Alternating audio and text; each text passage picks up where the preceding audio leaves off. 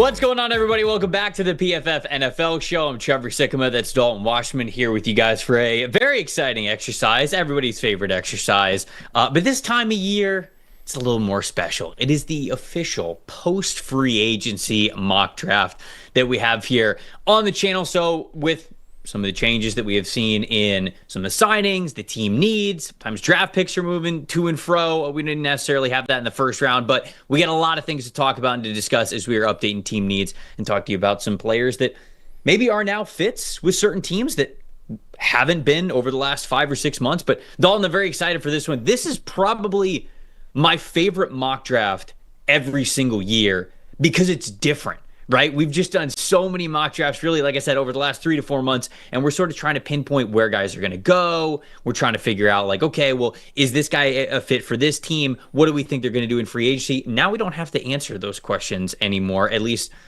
without definitive answers. We have them here after free agency. How you doing, my friend? No, we're good, man. We're all good here. I think, look, you're right. These mock drafts are different because they actually give us a clearer picture of what we're going to get late in April, right? When you talk about narrowing down those team needs and certain teams that went heavier on some areas of their team than others, I think, and then you have, we've mentioned it before, you have some teams who really took advantage of free agency in the sense of being able to draft the best player available or the highest player on their board or who they actually ideally want just to add an elite talent to their team early in this draft, right? So I think this is actually going to be the clearest picture we have yet. There's still going to be some adjusting. We're going to mess around with different scenarios as we go, but this is a big one for sure. Yeah. Now, before we start the mock draft, I do want to get to some free agency movement that we had over the weekend that I want to touch on because the last time that we were with you guys on Friday, some things have happened after the fact, after we gave out those free agency grades. And as we did the free agency grade show, we said for all the teams, like, hey, it's not over. It's not like they can't sign people after Friday. And there are a couple of instances where I think an impact was made that we really need to discuss. The first one is with Mekhi Becton going to the Los Angeles Chargers. So he signs a deal with the Chargers for a 2-year, $20 million deal. This is somebody that, unfortunately, you as a Jets fan know well. They take Mekhi Becton in the first round. Doesn't really work for him at offensive tackle. He missed a lot of time due to injury, and even when he was out there, he just was not a good offensive tackle at the NFL level. Moves over to the Philadelphia Eagles, and I understand it's a favorable spot to get plugged in as a guard with that offensive line around him. But he played very well and was the reason why the Philadelphia Eagles ended up winning that Super Bowl, had as good of a run game as they did. So now he goes to the Chargers. And the reason why I want to talk about this is because we were very critical of the Chargers free agency period to that point and their lack of additions along the interior offensive line, really their lack of movement overall with the amount of salary cap that they had going into the week. Dalton, how much does this signing, if at all, really change things for you? And now you get to sort of look at maybe what the Chargers have done and say, okay, like now I'm a much bigger fan of where they were going. What do you think about Mekhi Becton's fit here? And then overall, how this changes things for the Chargers and how they approach free agency? I do think it is a good fit for a team that struggled in the interior this past season, right? I think this obviously they're set at tackle with Rashawn Slater and Joe Alt out there, but their interior offensive line was a bottom 10 unit last year. They're looking for improvement. I think Becton gives them that. He graded higher than anybody that played right guard for him this past season. They had 4 different players take snaps, and all of them graded under a 60 at right guard this past year. So I think Becton certainly, I think the biggest thing for me as far as a team to go to was a fit with a downhill run game as well. And I think the Chargers and Greg Roman, it's a really good fit for him. And you look at a massive right side of the offensive line now with Alt and Becton. I think Justin Herbert has to feel a little bit better about that. And honestly, I think as far as the draft goes, as far as their interior offensive line, they can wait a little bit now. There was some thought maybe are they going to be a team that takes a Tyler Booker in round 1? I don't think that's coming anymore with Becton entrenched as the starter at right guard. I think it's either going to be something on the defensive line most likely or a weapon on offense. I don't think they're going interior until maybe day 2 of the draft. Yeah, and obviously we'll continue to have that conversation as we do the rest of this episode and we get into the mock draft. But I agree with you. I think it's a scheme fit first and foremost. Now you look at their offensive line, and you mentioned just that downhill style, that man gap blocking scheme when it comes to their run game. Now it's Joe Alt, Rashawn Slater, Zion Johnson, Mekhi Becton, and Bradley Bozeman. You brought back Bradley Bozeman. Some fans out there were like, hey, he could have been somebody that you could upgrade from, but the familiarity is at least there with them in that system last year. And so now I think the way that I now look at this offensive line, I go, okay, there is continuity here. There is potential great chemistry with exactly what these players do well and the type of offense that we know the Chargers want to run. So this is a very good signing, in my opinion. I think that the Mekhi Becton signing for them really frees them up to do what they need to do in the first round of this draft, and I think it's exactly the kind of player that they need. Another signing that we had, we're going to go to the Seattle Seahawks, and I want to talk about them bringing in Cooper Kupp, because the second that Cooper Kupp became available, even before he got cut, fans everywhere, they're like, oh, Cooper Kupp's available, our team's got to trade for him. And I think that a lot of people look at this situation and they say, well, how does a guy like Cooper Kupp get cut, right? Because somebody around the NFL surely would have traded something for him. The difficult part there is once you know a guy is probably going to get cut, it's hard to get adequate capital for them at all whatsoever. And in fact, there's a lot of teams that would just say, hey, we're going to wait, especially because of the reason why the Los Angeles Rams were moving on from Kupp, not just his age, and they feel like, okay, he might be starting to decline as a wide receiver, but it's also the salary cap that he is going to have if a team trades for him. So instead, if you cut him, then the team gets to negotiate whatever deal they want. Well, he did end up getting cut. He did not get traded, and he ends up signing a 3-year, $45 million deal with the Seattle Seahawks. And this is a team that just shipped off DK Metcalf. They just shipped off Geno Smith as well, but also moved on from Tyler Lockett. So there have been a lot of changes within that offense, but bringing in Cooper Kupp, bringing in Sam Darnold, it makes it seem like, okay, well, they're not leaning into a rebuild. They just didn't like the current players that they had in their current situation with their current outlook. So is this outlook better now with Sam Darnold at quarterback, Cooper Kupp at wide receiver, and Jackson Smith and Jigba there as the wide receiver duo in Seattle? What do you think? I think, look, it's not as bad as it was, say, a week or two ago when those trades were happening, right? I don't think in the immediate, no, they're probably not better at this moment without Geno Smith, without DK Metcalf, and Tyler Lockett as well. But I think they are slowly building this to still be a very competent football team, right? I think receiver might still be a target in this draft, right? You're sitting right now with Cooper Kupp, Marquez Valdez-Scantling, and Jackson Smith and Jigba, obviously, but I think it still could be an option somewhere in the early rounds of this draft. They have 5 of the top 100 picks to take another receiver. I think take another receiver with speed that can get down the field, right? Right now, Valdez-Scantling is the only guy you consider a serious vertical threat well down the field. I think one more receiver, a young receiver with speed in this draft would be an option, but, I think we look at this offensive line, and that's where it's really going to depend. Can they find enough interior pass protection to make this offense work? Because for as much as, people say, oh, well, it ended badly with Darnold in Minnesota the last 2 games, for the most part last year, he was excellent, right? And I think, again, great fit for Clint Kubiak's system. Cooper Kupp is going to be comfortable back in his home state, and honestly, he can just play that role where he can be wide receiver 2 behind Smith and Jigba and find enough open targets. If he gave him 800-900 yards this year and he was relatively healthy, I don't think they would complain a whole lot, right, considering the receiver market the way it's been, and he got $15 million a year. So I don't think this outlook in Seattle is as bleak as some people think it is. I know there's a whole lot of turnover, and it's going to take some time to get the chemistry going, but I think if they get this offensive line right in this upcoming draft, get 1, maybe even 2 starters out of it, they're going to be looking pretty good still. No, I don't think the team is going to be pushovers at all whatsoever. I always go back and forth about this, right? Because the fit of Cooper Kupp being added to this team, talent-wise, it makes you better. It's a little bit of the same conversation that we've talked about with the Pittsburgh Steelers, right? The Steelers adding DK Metcalf when they already had George Pickens. Those are 2 receivers that very much play the same type of wide receiver position. When you look at Jackson Smith and Jigba and Cooper Kupp, when has Cooper Kupp been the best throughout his career? When he's operated from the slot. Jackson Smith and Jigba over the last couple of years, especially last year, very good from the slot. So Are you in a situation where you're very comfortable putting one of these guys as an outside receiver? Are you comfortable with one of these guys playing on the line of scrimmage as an X? Maybe you're comfortable with that with Cooper Kupp more so just because of how much of a veteran experience and sort of wisdom of the position that he has to be able to get off of press coverage and get off the line of scrimmage, although that's not where he's been his most productive.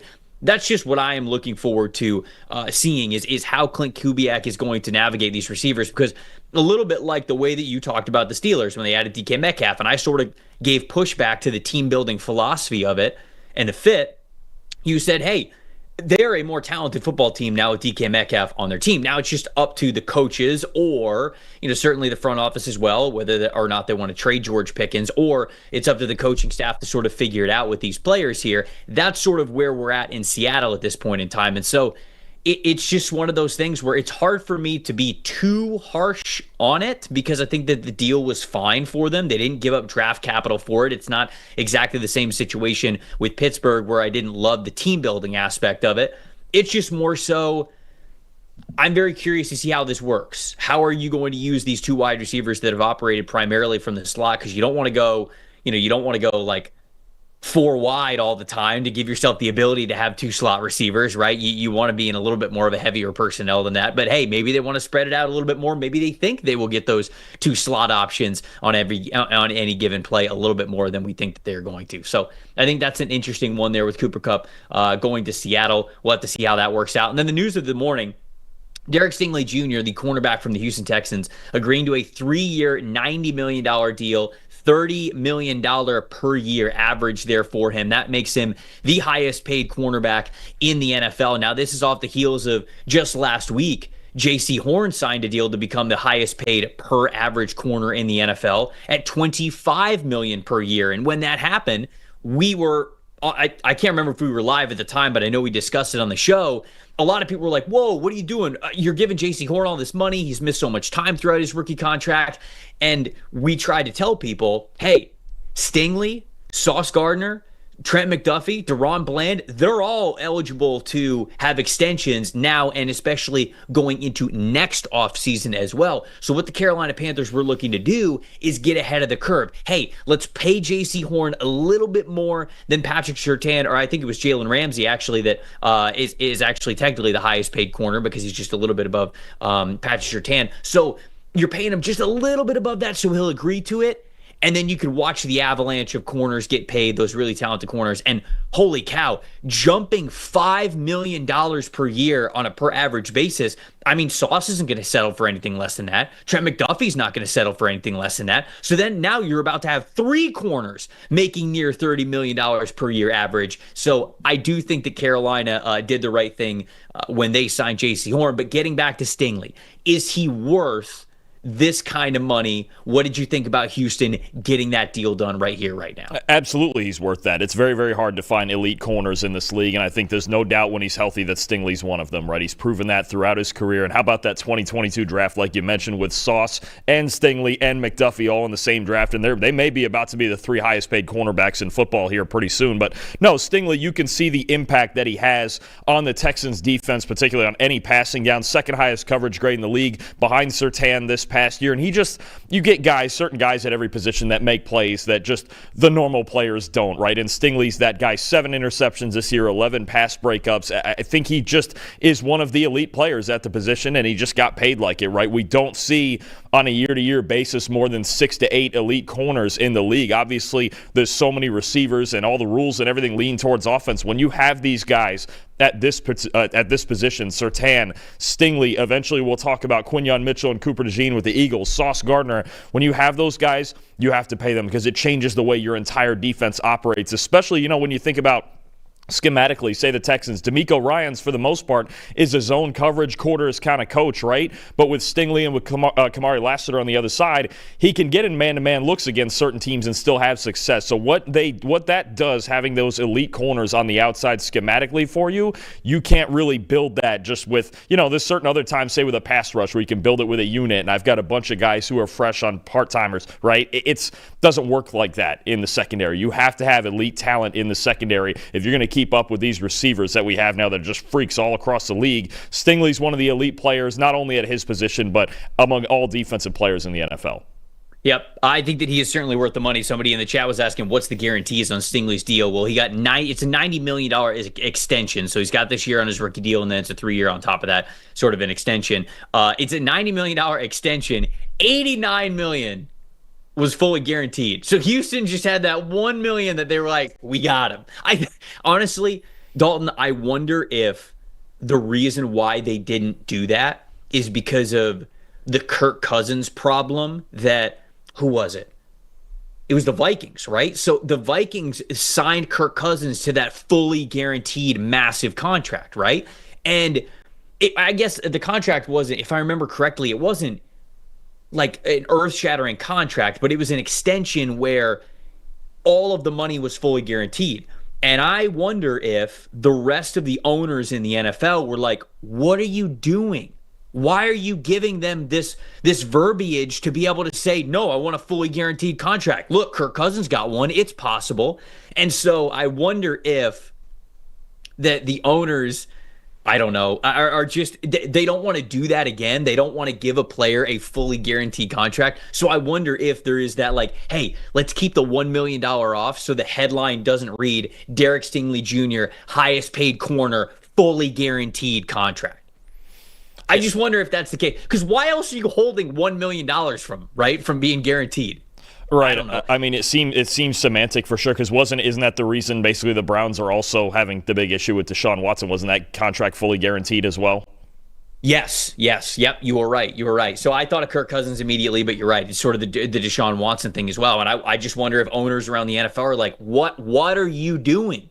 Why are you giving them the ability to say, no, I want this fully guaranteed contract? It's always a negotiation thing here. So I can't really come up with other reasons why they would only take one. Somebody in the chat, Brandon, said it's incentive to play better.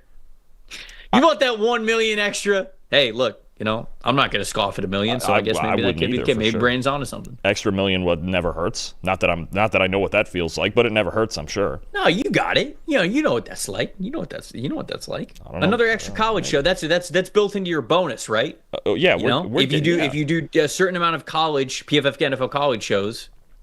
Oh yeah, no, yeah, then you get $1 million. NFL, college. If I do, I think it's 12 shows per week between the two. 12 shows in 5 days per week. Then we start talking in the seven figures. Yeah.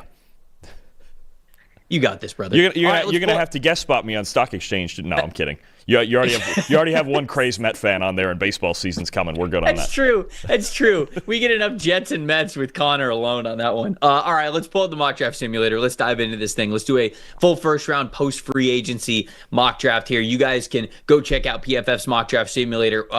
We have recently updated everything. We updated the team needs. We updated the draft order, basically all the way through the draft as the NFL officially released all where the comp picks were going to be. And then the trades that we had last week, everything, all of those trades are updated there. And then the rankings are as well. I made a couple of minor changes over the last week or so to where the rankings of some of the players. So all of that is updated as well. So it is a fresh mock draft simulator here. If you guys have a PFF subscription, you can go run one up to 7 rounds. You can run as many as you want here. 'Tis the season, as they say. Dalton, you want to pick odds or evens here for this exercise? I will give you the choice. I'll take odds. I can go first.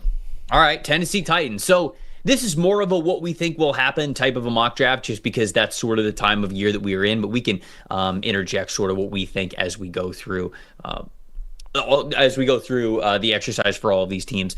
Titans at 1, then. Who are you taking? I think from all of the smoke that we've gotten through free agency of building up this offensive line, signing Dan Moore Jr., signing Kevin Zeitler, trying to, fix up this offense, it feels like until we hear either they don't like him or they're going to trade down, it feels like Tennessee's taking Cam Ward with the first pick, right? They cannot walk into next year with just Will Levis on their roster. It just cannot be an option, no matter what they're developing the rest of the team like. And I know there might be still some consideration about Abdul Carter here. They do have a need on the edge, but there's defensive line depth in this draft. They can get an edge player with the 35th pick if they choose to stand pat as far as trading goes and dig into those late first, early second round type of edge defenders. I just think They were last in the league in passing grade this year. All of the smoke now is kind of clearing, and it feels like Cam Ward's going to be the first pick. I'm sticking with that until we hear something different.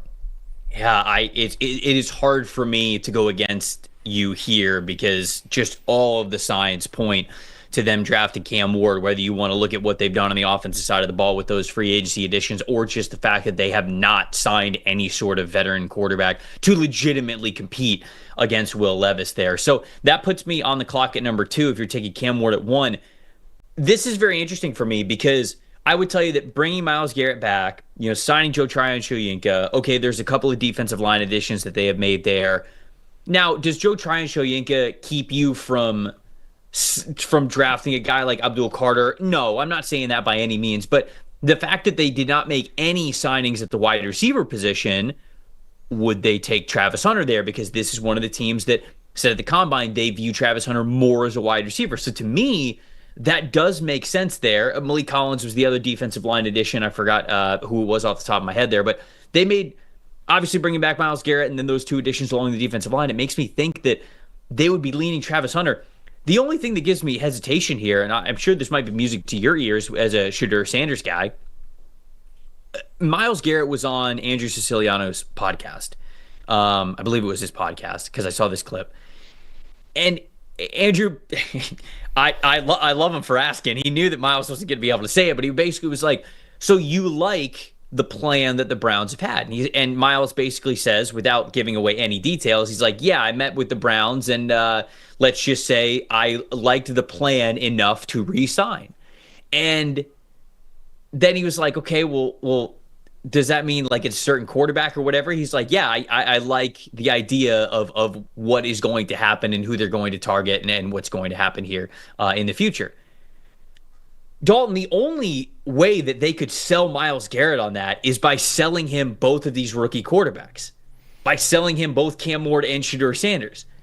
It's hard for me to believe that that the Browns would be able to go to Myles Garrett and say, hey, we're going to draft Shedeur Sanders.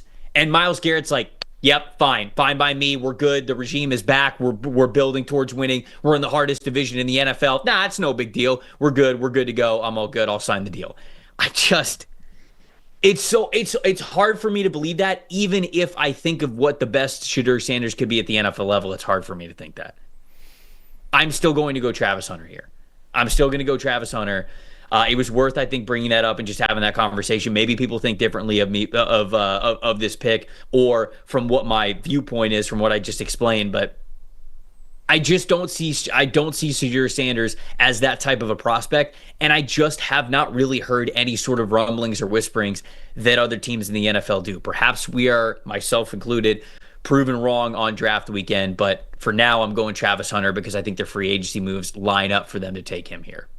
So a question here. So if it's that the Browns, obviously maybe they want Cam Ward instead, and do we think the Titans maybe, just maybe, would be comfortable enough with Shedeur where the Browns, they would entertain an offer from the Browns to move down one spot, and it's the Browns picking first and Tennessee picking second? Yeah, so that's the other part of this that I could believe is like, are they going to Myles and basically saying, look, we have a deal for number one on the table, and Tennessee's comfortable taking it. We're going to trade up to number one, and we're going to go kick Cam Ward. Because I could believe that because, again, I've heard more about the NFL as a whole liking Cam Ward to that effect. Not thinking that he's, an Andrew Luck type of prospect. I'm not trying to say that, but like him enough to have some faith in wherever your franchise is going if you don't have a quarterback. Yeah, that's pretty much what I've heard. So that to me is sort of on the table of how you might have sold that to Myles Garrett. But it's also like, if I was Myles, I'd be like, yeah, but you haven't made the deal yet. So what's the holdup? Like, what are we doing here? Because now you're just playing with fire, because every day that you don't make that deal is a day the Tennessee Titans could go, nah, you know what? We're going to take Ward, like you just did here in this mock draft. So I don't know, man. I'm sticking with Travis Hunter, but that puts you up at the clock. That puts you up with the New York Giants on the clock at number 3. Look, and I think you know where I stand on this with the Giants, and I'm not saying, again, that I would agree that he's the third best player in the draft, but if the board were to fall like this and Shedeur Sanders were on the board, I think the Giants are taking him. And I know they have other needs. They could get some depth on the interior D-line. They can do that later. You could still add an elite talent like a Travis Hunter, right? Or you could go offensive line. We haven't talked about their offensive line a lot, but they could use some help in there too, I think. But this team, there is an urgency on Joe Schoen and Brian Daboll to win in 2025, right? And I know conventional wisdom, even especially if Shedeur, you don't consider him a top 5 sort of pick, would say, okay, hey, don't worry about it. Take an elite talent, keep building your football team, and wait for the right guy until next year, stall with a veteran. But Brian Daboll and Joe Schoen are not in the business of building the rest of the roster for 2026 and 27, 28. There's a decent chance they're not going to be there for that, right? So instead, go get a quarterback. You've got, obviously, a good play caller in Daboll. You've got Malik Neighbors. You've got Darius Slayton. You've got Wan'Dale Robinson. Theo Johnson, a young tight end. Tyrone Tracy, a young back. You could draft another running back. I think that'd be a good idea. I just don't know. I don't know the scenario of how the Giants come out of this draft and they would feel good about not getting a quarterback third. Now, if the two of them go with the first two picks in front of them, at that point, they probably take Travis Hunter, but I really have no idea what they would do here. It just feels like, especially with as much as they're striking out on the veteran market, right? We don't, they hosted Russell Wilson for a visit. We really haven't heard anything about that. It seems that they're a team that's out on Aaron Rodgers. I don't know what other options they have, and you hate to be at a franchise that's backed into a corner, especially when it comes to taking a quarterback. But I think in this scenario, I would be shocked if it wasn't Shedeur Sanders at this point.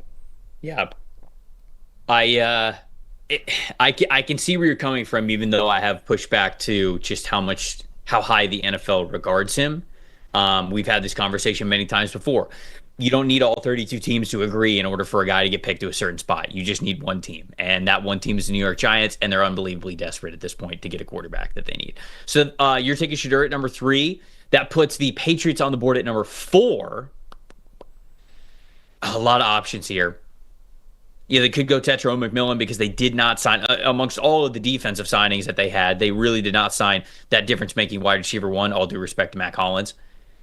They still need offensive line as well. They brought in Morgan Moses, but he was their only addition along what was the worst offensive line in the NFL last year, and so they could certainly go with a Will Campbell or an Armand Naboo here at number 4. Does signing Harold Landry, hold you back from drafting a player like Abdul Carter? I don't think that it does. But I'd like to do a trade here. I would like to explore what it looks like for the Patriots to move back. Who do you think is more likely to move up to number 4? The Bears, for Abdul Carter specifically. The Bears or the Panthers? I think Carolina. I think okay. I think Carolina needs to make they need to make a big move, right? We like some of the guys that they brought in. They're solid, starter types, average levels. The Carolina needs to make a bigger splash, I think, than the Bears do. The Bears have options with that 10th pick. They could go defensive line. They could still go edge player, but they could go with somebody like James Pierce or Shamar Stewart or somebody like that, or Mason Graham if he's available. I think Carolina, that would be a game-changing move for them, and the fact that they're 2 spots higher than Chicago is, I think it's a little more realistic. I would go with Carolina first. Kind of want to see what this mock draft looks like. A lot of people in the chat are saying, there's no way New England moves off of Abdul Carter. I totally think that could be the case. They could just love Abdul Carter and who he is in the draft. And the fact that we're considering him here at number 4, I think is crazy enough because of how talented he is. So it could just be a matter of, hey, he's going to be a Patriot no matter what. But if they're open to it, well, hold on. I might talk myself out of this really quick. Depends on how many picks they have and where they're at. First, second, third. Okay, they have 2 extra third-round picks. What could Carolina give them? Carolina could give them 8, and then I don't know if they would give them 57. Maybe they would for a prospect like Abdul Carter, but I feel like it would be more realistic that they would give them 74 and then probably a third-rounder next year. Is that enough for the Patriots to move off of him? Because they already have 2 third-round picks. I don't know if it is. I don't know if the Patriots would do that. I think they would be more inclined to do it with Chicago because Chicago would probably say, hey, we'll give you 10 and we'll give you 41 because Chicago already has 39. It's true, too. Yeah. So then New England would pick 10th, 38th, 41, 69, 77, 5 picks within the top 100. I think that could be good business for them as well. The Bears having that extra second is so big for them if they want to move, for sure. Yeah, let's do 10 and 39. Or let's do 10 and 41. And then we'll trade just 4. Yeah, let's keep it. We'll just keep it simple. Just keep it simple there. And we'll have the Bears move up, whatever that trade ends up being. So let's have the Bears move up. Let's do this trade, and then we will have the Bears taking Abdul Carter, trading up and getting Abdul Carter. Reasonable. It makes sense. I mean, look, they signed obviously Grady Jarrett, they signed Dio Odeyingbo, but Carter is a different level of talent. When you talk about such a great edge class, and yet Carter is still clearly the best one among that group. I think he just takes – it's almost like he takes all of the traits of all the other guys and he combines them all. I think by the end of his rookie contract, that could be a top 6 to 8 pass rusher in the NFL, and Dennis Allen then would be getting a freak. You'd really starting to be looking at that defense being really filled out now, right? Carter and Sweat, Edmonds and Edwards at linebacker, the secondary, which played so well the first half of last season. You still have guys like Jalen Johnson, Jaquan Brisker if he's healthy, Kevin Byard. I mean, you start talking about that defense and the balance on this team, and they could still use the 39th pick on a running back, a starting caliber running back. I'd have no issue with that. So the Bears, it is bold, but I mean, you have to like it when you consider getting a pass rusher like that would really change their defense. Let's see. I'm trying to see if the value was there. I should have done this beforehand. So if you're looking over the Caps NFL draft trade value chart, the number 4 overall pick is worth about 2,300 points. The number 10 is just over 2,800. So there's about a 500 point difference. And then the number 41 overall pick is 1,100 of a score that they have. So in terms of draft pick value, just getting a straight up number 4 overall pick to move down 6 spots in a vacuum, of course, certainly things move in value depending on who's on the board and who you think you could get when you trade down, all of that. But in a vacuum, this pick would have good enough points value for New England to trade down from 4 to 6. Anyways, you're up with the Jags at number 5. Cool. I think this is actually really easy. And James Gladstone even mentioned some comments about them not signing an interior defensive lineman in free agency, and we're certainly going to look into that position. And certainly I'm not saying it's this caliber of player, but he knows the impact that a guy like Aaron Donald had on the Rams for all those years. I think if it shakes this way and Travis Hunter is not on the board, I think Jacksonville would go with Mason Graham here still. And I know, you were talking about the measurements at the combine, but for me, this is too good a football player to get past this spot. And you look at what their defensive line could look like with Graham on the inside, with Eric Armstead on the inside, right? Josh Hines-Allen, Trayvon Walker. You look at what they're suddenly building in the trenches, and it looks awfully similar to what the Rams had in L.A. for a lot of years when Gladstone was there, right? And they're figuring out the offense. Obviously, Trevor Lawrence getting healthy, trying to figure out I think still an interior offensive lineman is going to be a priority later in this draft. But I think if Mason Graham is here, I think it's too seamless a fit not to take for Jacksonville. You beef up this defensive line. They've been working on the secondary and free agency. You start to fill out this defense. You start to make stops because they didn't make any last year at all. And you've got, I think, a guy who complements the rest of their D-line very, very well. I think this is an obvious pick here in Mason Graham. I think that Gladstone's really looking to build up both trenches. I just think that he is going to make it a massive priority. So I've sort of gone back and forth on whether or not they would believe Mason Graham could be worth that number 5 overall pick. I do certainly think he is on the board. So I think that one does make sense. We got our first super chat of the day. From Salense, a $10 super chat. Shout out to you. We love you. For the Bears, does the idea of drafting an offensive tackle round 3 or 4 sound insane, mainly to get ahead of the Braxton Jones contract? No, absolutely not. I think that certainly if they're not making a move here and they're staying at number 10, they keep number 39, they keep number 41, I think that you could think about offensive linemen if the right one is available for you. So no, I don't think that's crazy at all. And especially when you get into the 3rd and 4th rounds for the Chicago Bears, which are picks. Let me pull it up here. 3rd round's pick number 72. They don't have a 4th round pick. So then they pick at number 72 and then they don't pick again until 148. If you're trying to get an offensive tackle and you really want to, you're probably going to consider one at 39 or 41 or 72. I think those are the ranges that you go there, but I don't think that is crazy at all. What do you think, Dalton? I don't think, look, especially in the middle rounds, I don't think it's ever crazy to take an offensive lineman. And really, for me, the best time to take one would be when they have their starting 5 set and you can sit behind Braxton Jones and Darnell Wright and develop that guy, right, instead of asking him to start right away. I think it's a very realistic option. You mentioned that gap between their 2 picks there. All of a sudden, 72 sounds like a good trade down spot to get some capital in the middle of those 2 picks, right? And then I think you're talking about, round 3 and 4 offensive linemen. Those are perfect guys to draft and develop and give them a year or 2 before they really need to be ready to get on the field. All right, let's get to the Las Vegas Raiders at number 6. So what we would do mock draft. They really need a corner. I mean, when I look at what the Raiders have done through free agency, Obviously, bringing in Geno Smith has been awesome. You brought in Alex Kappa as a depth to the offensive line, but you already liked the offensive line. Didn't make any additions to the wide receiver room. Brought in Raheem Mostert at running back. You already have Sincere McCormick. You do have Zamir White. You had those guys last year as well, though. You brought in Landon Roberts, making up for the Robert Spillane exit there. You brought in Jeremy Chin as well, making up for Trayvon Merritt going elsewhere. You brought in Eric Stokes, who you're hoping that you're betting on a guy who's a former first-round pick who just needed a change of scenery. But ultimately, I don't mind what the Raiders have done. I think that it's totally fine what they have done. But it was a lot of one in, one out, right? I don't know how much better the Raiders necessarily got. I think they navigated some of the guys that were up in free agency in certain ways, but I don't know how much better this team got compared to last year. The drafts where they really need to nail it. The two guys that I think are probably on the board for them the most here, Will Johnson, the corner from Michigan, and then Tetairoa McMillan, the wide receiver from Arizona. I think both of them, well, you throw Ashton Jeanty in there as well. I meant to throw Ashton Jeanty in there, but we have drafted Jeanty at 6 so often for the Raiders. I don't want to do that here in this mock because I'd like to explore a possibility where, what if they love Jeanty, but what if they're like, hey, you know what? We could draft one. It's a really good running back class. We could draft one a little bit later. We're okay with that. So I think if they don't look Jeanty, I think it's one of those two guys. I think it's Tet or it's Will Johnson.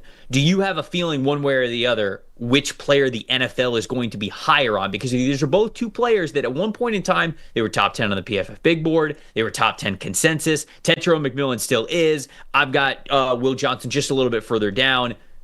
Do you feel as though the Raiders would gravitate more towards a Will Johnson or a Tetairoa McMillan here? I think it's McMillan. I think to fill out your receiving core, you already have Jacoby Myers, obviously you have Brock Bowers at tight end, and he can fix the running game later in the draft. You mentioned the deep running back class. You can find players in this running back class. I think McMillan is that level of freak at 6'5", the way he can move, the way he can go up and make acrobatic catches and even make plays after the catch. I think he's different than the rest of the receivers remaining on the board, right? I think Will Johnson, there's obviously some injury concerns that he's dealt with the last 2 years. Some questions about his top-end speed. I'm not really worried as much about that with as good as his technique is, but I think McMillan's a freak, and I don't think he would get by any of these next 3 picks. He wouldn't fall very far. You obviously wouldn't get a second shot at him. I think to me this pick comes down to Tet or Jeanty, and if we're not going with Jeanty, I'm going McMillan. I'll fill out the receiving core. I get Geno Smith, that downfield vertical receiver that he likes so much. Yeah, because you make the investment in Geno Smith, but then it's your job to not only surround him with the offensive line that you need to, but also the pass-catching weapon. So I am going to go Tetairoa McMillan here at number 6. That's where I was leaning anyway, so let's get to that. Before you get to pick for the Jets here at number 7, shout out to Jason, the $5 super chat. He said, this super chat's just to assure you don't take Colson Loveland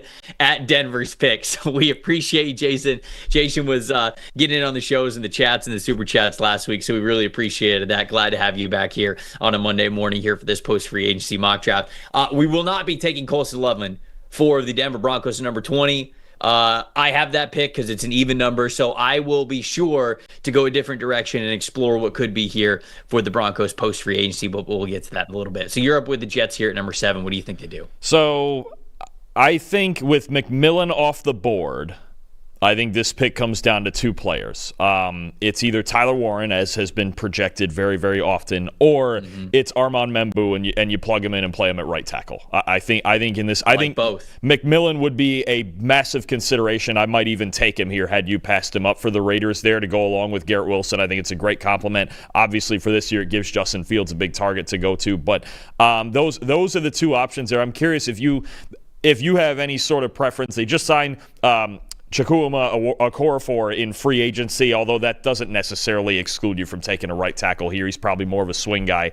That would be the question, is where do we think you have obviously Warren higher on the board? Do we think, because the Jets tight end room right now is so barren and they really haven't signed anybody there, is that something that should tell us, okay, they're going to take Tyler Warren to fill this out, and obviously Aaron Glenn and Tanner Engstrand from their time in Detroit, they know how important tight ends are to an offense, especially one that can block like Warren does? Or do they fill out this offensive line with Membu and they have a set 5 of Fashanu, Simpson, Tippmann, Veritucker, and Membu, a whole bunch of young, talented guys that you could count on maybe for multiple years as the front 5?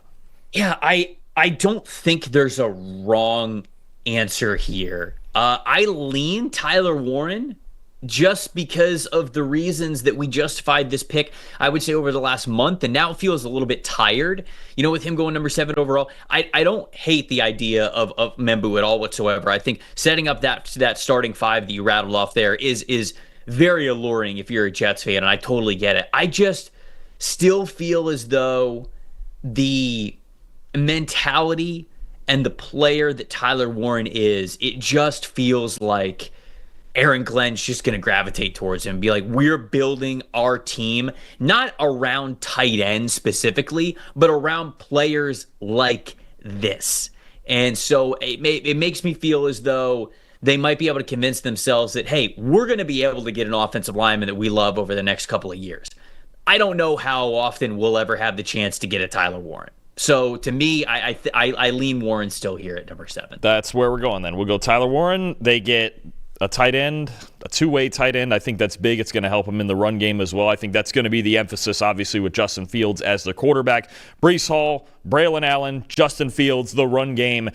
You would add that either way. You would add it with Membu also. I'm not saying Membu can't run block because he sure can, but getting Warren as that two-way weapon and somebody who can make Justin Fields' life a lot easier in the passing game. Like you mentioned, he's a mismatch, and you can even get into putting him in the backfield and running the ball with him too, as we saw at Penn State. So we'll stay with it until further notice. Tyler Warren from Penn State to the Jets. All right, so that puts the Carolina Panthers on the clock here at number 8. Actually, we got a super chat, so we'll stay in the NFC South. Archangel AD says, who could possibly move up to 15 to trade with Atlanta, and what could they get for number 15? What are the possibilities that Atlanta works out a trade for Kyle Pitts or Tyler Algier? I think it certainly could be realistic that Kyle Pitts could get traded on draft weekend. Now, I don't have any idea where he would go. I don't know what his price tag would be. This is a guy who got drafted in the top 5, had a really good rookie year, but has been underwhelming for the prospect that we believe that he was coming out of Florida since then. I don't really know what his trade value is at this point. I don't really know what the regime thinks of him. Like, are they sort of tired of it enough? Because Pitts is final year of his deal, right? He's got to be. Is that right? I think so. Is this the 5th-year option year? Is that the deal with him? Or was it? He is this playing on the club option this year. Okay. Yes. So this is he is on his 5th-year option. I mean, if you're trading him to a team that's then going to have to sign him. So it's sort of a tricky negotiation there anyways.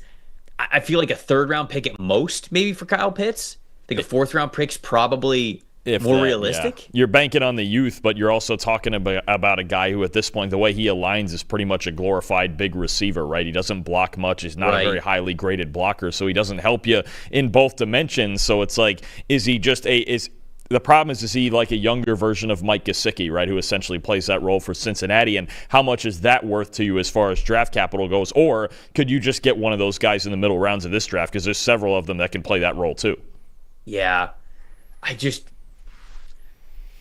think it's probably a 4th rounder if you're dealing him, which, if I'm going to be honest with you, like trading a 4th rounder for Kyle Pitts, I'd do it. Like, I would do it on draft weekend if I was a team that needed a tight end. You're taking a flyer on a guy for 1 season, and if he doesn't work out for you, you don't have to sign him. Like, this isn't necessarily a deal like it was with DK Metcalf or Deebo Samuel or, like Geno Smith or something, where it's like, oh, well, you better not trade for them because they're going to hold out if you don't give them a new deal. I don't think Kyle Pitts is really in the seat to say, oh, no, I'm going to hold out until I get a good deal. He basically needs to prove himself anyway. So I think it'd probably go for a 4th-round pick, and I actually think that would be a pretty good bet for teams to make. In terms of trading out at number 15, we'll get to number 15. We'll potentially talk about some of those situations. Let's pull the mock draft simulator back up, though, and Carolina on the clock here at number 8. Definitely, I think need a wide receiver 1 type, but I don't think they're drafting one that's not named Tetsuo McMillan there at number 8. Could use another edge rusher, although I like the additions that they've made. I like Patrick Jones coming into this team. I like Deshaun Ward. I like Bobby Brown. They do need another one-on-one pass rush winner. Do they think that Mike Green is good enough to hold that title to be picked here at number 8? Would they think the same of James Pierce Jr.? That I'm not so sure. They also need a corner, right? I mean, like, they need a starting corner. They gave, I think, a 2-year extension to Mike Jackson, who played relatively well. So I wouldn't say they had to do it here at 8th overall. 2-year deal. I wonder to you also could this be a trade down spot also? Is there somebody is there somebody that would fish to move up? I don't know if it's Ashton Ginty or an offensive lineman or who it might be. Could Carolina be in a spot to trade down a few spots here and still get an edge player that they want a little bit later? Yeah, I think so. But like, it takes two to tango. So who's the dance partner and who are they trading up for? Is it, I mean, I don't know. Is it somebody crazy enough to trade this high for Ashton Ginty? Is it the 49ers looking to get ahead of maybe of the offensive line race here with New England and New Orleans? Maybe Carolina moves down 3 spots with San Francisco, or Miami does the same at 13. Do we have an offensive line race? Because we haven't had an offensive lineman drafted yet. So you're figuring you'd still get your pick of the litter if you're picking here at number 8 and moving ahead of New Orleans, New England, San Fran, even Dallas, Miami. There's a bunch of teams in a row that could all be looking at offensive linemen, and if they're all on the board, you could get in an arms race here with Carolina. Who was that you said at the end to move up? Miami. Who was that last team? At 13. I have a first-round pick, a second-round pick, a third-round comp, a fourth-round comp, along with their own, a couple of fifth-round picks. I mean, like, they could do it. They could feel good enough about it. If they were so desperate to have maybe Membu and move him to the left side, or to get Kelvin Banks and get ahead of all those, because, again, the Saints are going to be a Membu team. New England, right now, I'm picking just ahead of a couple of spots here, but I'd have to think they'd be looking at Will Campbell there at 10, San Francisco with Kelvin Banks. If you need an offensive lineman and you're in the back half of that group, you might have to get to this spot at 8. I just don't know if Miami's the team to do it, right? Are they just going to totally flip? They totally going to go 180? Because the last couple of years, they've deprioritized offensive line. Now, maybe they've sort of learned their lesson and they are going to just turn over a new leaf in a major way. But there's a difference between saying, like, okay, we didn't prioritize offensive line the way that we needed to previously, and trading up from 13 to 8 to make it happen. That would be like totally, I feel like, against what they have done in the past. But there's a realistic chance here. If they sit at 13, they could strike out on all of those top 3 guys. I don't disagree with you. Or is it Dallas? We could explore it. What's it gonna? So let's pull up the trade for Miami. Okay, so they would give up 13, and then what would it take to move up to 8? Probably not a ton. Maybe dipping. Are we dipping into next year with this? So 8 and 13, that's only a 200-point difference. So for Carolina, how would that make sense? Because let's see. Well, I think moving down to 13 for Carolina is fine, because I still think, say, if we get to this point, move down to 13, have some extra picks in the back pocket, take James Pierce Jr. at 13, I think we feel really good about that. Even a third rounder next year feels a little rich when it comes to the value chart. Like if it was just a third rounder.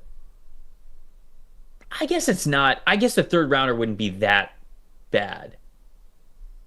Third rounder, 70 point. No, that's close enough. Close enough? So, okay. Close enough is close enough? Yeah, I don't know if this would necessarily be worth it for Carolina, but I would like to explore the possibility here. Let's have Miami trade up to number 8. Let's have them give up a third next year. And do you think they take Armand Membu here? Or do you think they take Kelvin Banks? This is the tough argument. Is I think they take Membu. The most natural. Well, they're both natural fits. If Membu can play on the left side, right, because they still have Austin Jackson, then fine. I think both of them are very similar fits as sturdy pass protectors and outside zone blockers, and both are pretty darn good athletes, especially with what Membu showed at the Combine. So I think it could be Membu, and you're just assuming he's moving over to the left side. It's not like it's impossible. We've seen plenty of great players do it. If he's that good, he can play on the left side. I have no doubt. The only reason he didn't at Missouri is because until this year, they had Javon Foster the whole time there, and they weren't moving him off that spot. So I'm sure he's plenty capable enough of moving over to the left side. So if you want to go Membu here, and they think he's the best offensive lineman in the draft, I think, again, it fits their system, that stretch scheme that Mike McDaniel's going to run, the Shanahan tree, all of that. They did the same thing at Missouri. It would make sense. All right, let's do Membu. I think that Membu's, I feel as though he is regarded at a higher level than Kelvin Banks is. So let's do Membu here. So Miami trades up to number 8. They get Armand Membu. Since you're saying dumb to trade up for a guard, I don't really think that you're trading up for a guard. I think you're trading up for tackle of the future. They're operating as if they don't have Teron Armstead. And you can say that they have Patrick Paul, but I don't think that Patrick Paul is keeping you from drafting a guy like Armand Mambu, and sure, he might play guard for you in the first season if Teron Armstead comes back, or if you feel good about Patrick Paul. But I think he just makes your offensive line a lot better, and he's got legit tackle flexibility. So if Paul doesn't work out as a starting offensive tackle, you can go right to Mambu for it. So I think that this could work out for them. I'm still working out the logistics in my head here, but I like exploring the possibility here for this mock draft. Saints at number 9. Oh, wait, Felix, super chat, $5 super chat. Want to make sure I didn't miss this one. J.C. Horn missed more games due to injury in the last 2 seasons than Rondé Barber and Derek Brooks did in 30 seasons combined. 0. Well, that just sounds like he wanted to get your Bucks mojo going there. That's a Bucks stat more than a J.C. Horn stat, isn't it? Wow, he even put the accent over Rondé. The last E there. That's one that's pandering to you, Trevor. Is what that is. He's bringing you back 20 years to the glory days. Yeah. All right, Saints up at number 9. Saints at 9. Trenches in some form or fashion. Membu would have been a really fun pick here as an easy transition at right tackle. They signed Justin Reed. I'm out on Starks here. I don't think that, well, corner's an option, isn't it? They lost Paulson Adebo. So they have Alontae Taylor, who hasn't been great his first couple of years. They have Kool-Aid McKinstry, who was a second rounder last year. It could be a corner. They signed Isaac Yiadom as well. Isaac Yiadom, that might take him out. It was a decent-sized deal, I think. Not what Adebo got from the Giants, but I think it was enough to it was a 3-year deal. And it's like $9 million total, so it's not that much, but... Yeah, they probably wouldn't do that unless they felt like Barron was an upgrade in the slot over Taylor. All right, it's got to be trenches. I think I'm leaning James Pierce Jr. This team needs a legitimate pass rusher. I think if for any reason, obviously Mason Graham were on the board, I don't think he's getting past 5. That's where I would go with this. But I think I'm going off the edge. This team needs help in a lot of ways in the trenches, but an elite pass rusher would help them. Pierce got a little more polish to add to his game. He's an incredible athlete. He's got incredible get off, right? But I think the Saints are not in a this year kind of, I don't think they're in a this year winning kind of mentality. Anyway, I think they have time to develop Pierce, and he can finally take over as the premier pass rusher in New Orleans. They've been looking for it. They struck out on Peyton Turner. He's in Dallas now. They've been looking for someone to take kind of the Cam Jordan mantle of that elite pass rusher that they have. I'll go James Pierce Jr. I think one way or the other, there's about a 95% chance this pick is offensive or defensive line. And with Membu off the board, I'll go with Pierce at 9 to the Saints. LaDarian Carr for $5 super chat. Appreciate you getting in the super chat game. I don't know if the Panthers would make that trade for a third next year. Pretty sure they'd want to make the pick this year. Look, I agree with you. I think that it's one where even as we were working through it, it's like, okay, the value of the pick I think makes sense if they were to want to do that. I don't know if Carolina would actually do it, but with Abdul Carter, with Travis Hunter, with Tetsuo McMillan, with Mason Graham, like with all of those guys off the board, it would just come down to what they think of everybody else. Like, do you think James Pierce Jr. is worth the number 8 overall pick? Do you think Shamar Stewart or Jalen Walker or Mike Green or like one of those guys, do you think that they are worth that pick? Because if you do, they're probably not moving off of it. But wanted to explore a reality where, hey, they get an extra day 2 pick next year. What does it look like for them? Because all of those players are a bunch of them could also be available at number 13. I think that's what you're looking at as well, because just like Dalton was talking about, or the reason why Miami would trade up, it's probably because of the offensive line run that could be coming over the next couple of picks. So Carolina might be able to do some intel and tell themselves, hey, we got 4 or 5 players that we would be comfortable with taking here at number 8. And if that's the case, one or more of them is probably going to be available for us at number 13. I think that's what's going to happen in this mock. So you get an extra day 2 pick for it. Just something to explore. Again, this isn't the end-all be-all mock. It's something to explore here, given the way that they would operate things after free agency. So let's pull the mock draft simulator up. The Patriots here at number 10, super easy for me, Will Campbell. I'm taking Will Campbell here. I'm not thinking twice about it. It's just a damn good offensive lineman, somebody who I think needs to get a shot at offensive tackle before you move him inside. And if he can't succeed at tackle, I think he's going to be a damn good guard in this league. So this is the worst offensive line in the NFL last year. We had them trading down from 4 to 10, getting a handful of extra picks here to move back with the Chicago Bears. And I think that you have a starter no matter what in Will Campbell at number 10. And I think this could have been the player that you would have selected at number 4. So anytime that you get that same player 6 picks later with some extra draft picks in hand, you feel pretty good about it. So that puts you on the clock with the Niners at number 11. Yeah, there's certainly options. I could go corner here. Defensive line would make some sense as well. Robert Saleh taking over that defense is going to want to rebuild the depth on that defensive line. But to me, I still think there's just a pick that's way too obvious that I would make, regardless of what position he's going to play. If it's right tackle early before Trent Williams retires, if it's inside at left guard, even next to Williams for a time, and they feel that's worth it. But the 49ers have issues on their offensive line. And if they're going to sign Brock Purdy to a long-term deal, you have to protect him. You have to keep this run game going. I think Kelvin Banks is a seamless fit for him here. I think that this is about where the run of offensive tackles is going to end for a minute. We'll get into maybe Josh Simmons and Josh Connerly later, but I've been looking at this for a while as a perfect fit. I think Kelvin Banks is a perfect fit for this system, adds to their team in pass protection. Again, if it's inside, if it's right tackle, wherever it is, put the best 5 guys on the field. But I think he would be one of the best 5 immediately in San Francisco, no matter where he plays. Perfect scheme fit. Again, like I said, with Membu, with the outside zone scheme. I look at this, and this is where I would go. I think it's very much on the table. I think Membu would be on the table as well if he was sitting here. This is where I would go. I'd go Kelvin Banks, 49ers. I would run the card in. It is a great pick. And somebody in the chat was like, don't draft Jahdae Barron to the San Francisco 49ers. Well, we didn't. So there you go.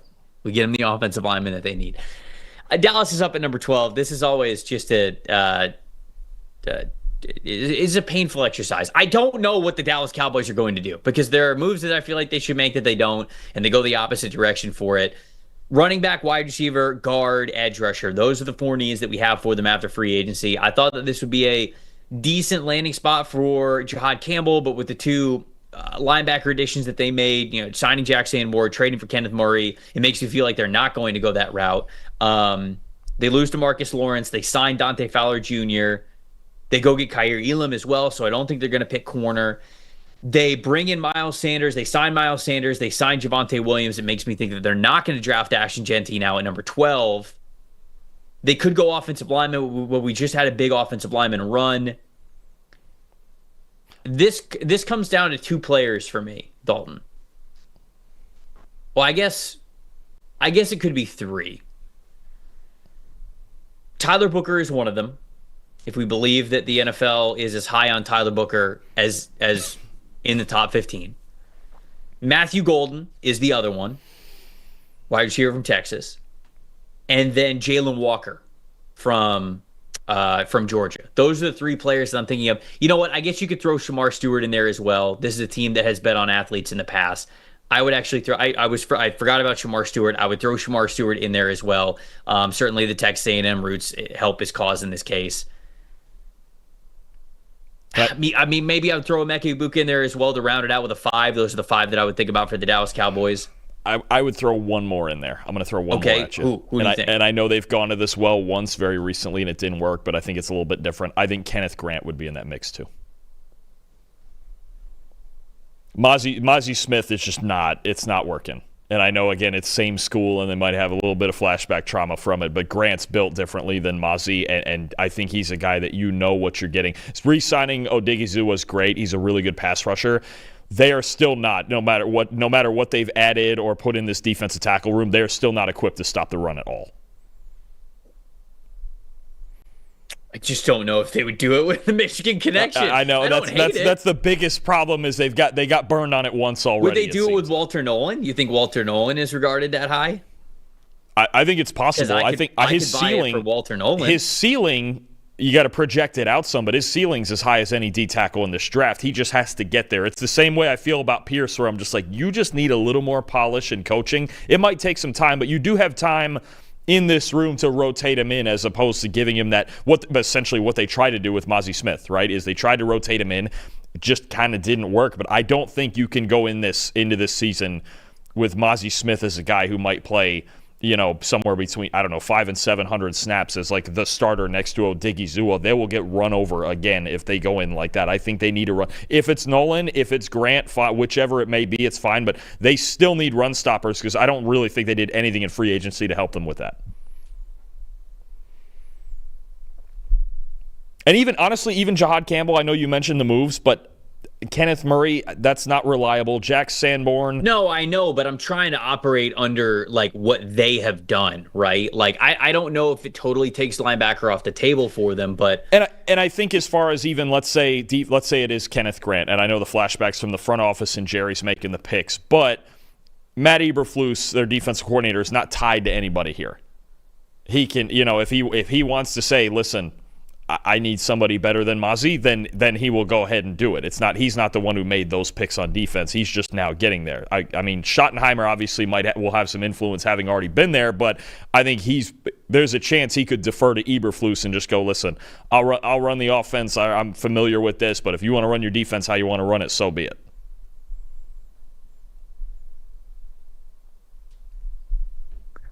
I'm gonna go Shamar Stewart.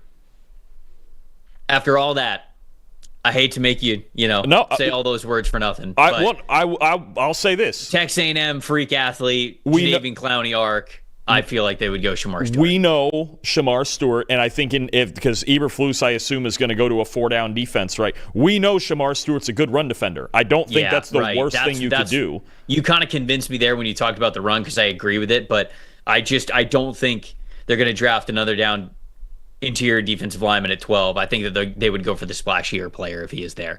You're back up for the Carolina Panthers at number 13. All right, before you answer who you're going to pick for Carolina now into this trade down situation, one, I want to say that I do think that this worked out pretty well for Carolina. You move back, you get an extra third-round pick next year. You still have a lot of really good players on the board that you can think about. Jahad Campbell's on the board, Jalen Walker's on the board, Donovan Izaraku's on the board, Mike Green is on the board. Like, you're good. Again, like the reason why they trade down isn't necessarily because a third-round pick next year is like an offer that you couldn't refuse. It's because you're kind of playing the draft board and how you navigated things post-free agency. And shoot, Jahdae Barron and Will Johnson are still here. So, I mean, you are sitting pretty if you are Carolina, trading down, getting that extra third-round pick, and probably loving where you are sitting here at number 13. Who are you thinking of here? And then before you pick, I do want to lob my suggestion here of who I think that they would pick. I think there's three guys. Okay. You mentioned two of them. I think one is Jahad Campbell. I think it's not getting talked about enough that right now I'm looking at their depth chart. The starters on Carolina's depth chart at linebacker are Josie Jewell and Trevin Wallace. They signed Christian Roseboom, but I think he's more of a backup type, right? I think Jahad Campbell would make some sense if they just want to add that alpha presence to the middle of their defense. Two, you mentioned Jalen Walker. It seems like the league is a little higher on Jalen Walker than we are, but this might be a defense where he could play that hybrid role, linebacker on early downs, pass rusher. They still need edge help, and that would kind of help a little bit with both, right? The third one, and I don't think we've mentioned this enough, is a need at safety. I think Malachi Starks would be in play here. They signed Trayvon Merrick, but they don't really have much aside from that. I think actually safety, now that I'm looking at this chart, might be a bigger need than corner. Maybe Jahdae Barron to play in the slot early on, too, because, again, they re-signed Mike Jackson. I don't hate that at all, but I think Starks might be more in play here than we think. Look, we know they need playmakers at all levels, and we basically just mentioned all three levels. If we're doing this in a predictive manner, I think it would be Jalen Walker. I think the league is a bit higher on Jalen Walker than we are. They love his athletic potential. Maybe the Panthers can use him in that hybrid role. I don't know that's not necessarily the pick. I would probably go with Campbell or Starks, but I have a feeling that Walker would be the pick here. Walker is who I think they would probably take. I would lob out Izaraku as the guy that I think I would take if I was Carolina. Now, I don't know if they do it. I think that you're right. I think Jalen Walker's probably regarded higher than Izaraku is. So doing a predictive mock. Starks or Jalen Walker. I think it's one of the two Georgia boys. I will let you pick, obviously, because it's your pick here at number 13. It's one of the Georgia boys. I have a feeling I think Walker's going before Starks. All right. Jalen Walker to Carolina it is. So Carolina picks up an extra third. They still get Jalen Walker when it's all said and done. Oh, we had a super chat. I don't want to miss it. Where was this? Oh. All right, it's being slow scrolling up. I know we have another one after this, but Salensi's back with another $5 super chat. How many big time throws have the Panthers given up? Because Starks and Mo, that sounds like a lockdown 20 plus out. Oh, okay. You're saying that it's a lockdown on the back end that those big time throws are not going to happen. I could find that number right now if you want. If you give me about 20 seconds. He could find that number right now. Look, I love Trayvon Merrick. I think he is a good fit for this defense, and I think that him and Malachi Starks would be a great pairing to have. I really do. In my mind, we had that conversation there. To me, it came down to one of those two Georgia guys. I think they would be excellent fits for the Carolina Panthers. And again, just going back to how we got here, because I think people complained about the trade value moving back from 4 to 10. People talked about the trade value that we had in this mock moving from 8 to 13, that they would take more. It's not worth it giving up. You got to do a little bit of evaluation and intel around the rest of the league and understand what you think the rest of these teams are picking, because Carolina, again, got an extra third-round pick, navigated the draft in the right way, and had a handful of players that I think that they would be very happy with drafting at number 13. So at that point in time, if the same player that you were probably going to draft at number 8 is available at 13 and you got an extra third-round pick next year, that's some good capital. So you don't just want to scoff at that. Now, that's not to say that they would 100% make that deal. It's just something that this is why we do mock drafts. You don't want the same mock draft every single time. You want to be able to look at different realities and see which ones you like best.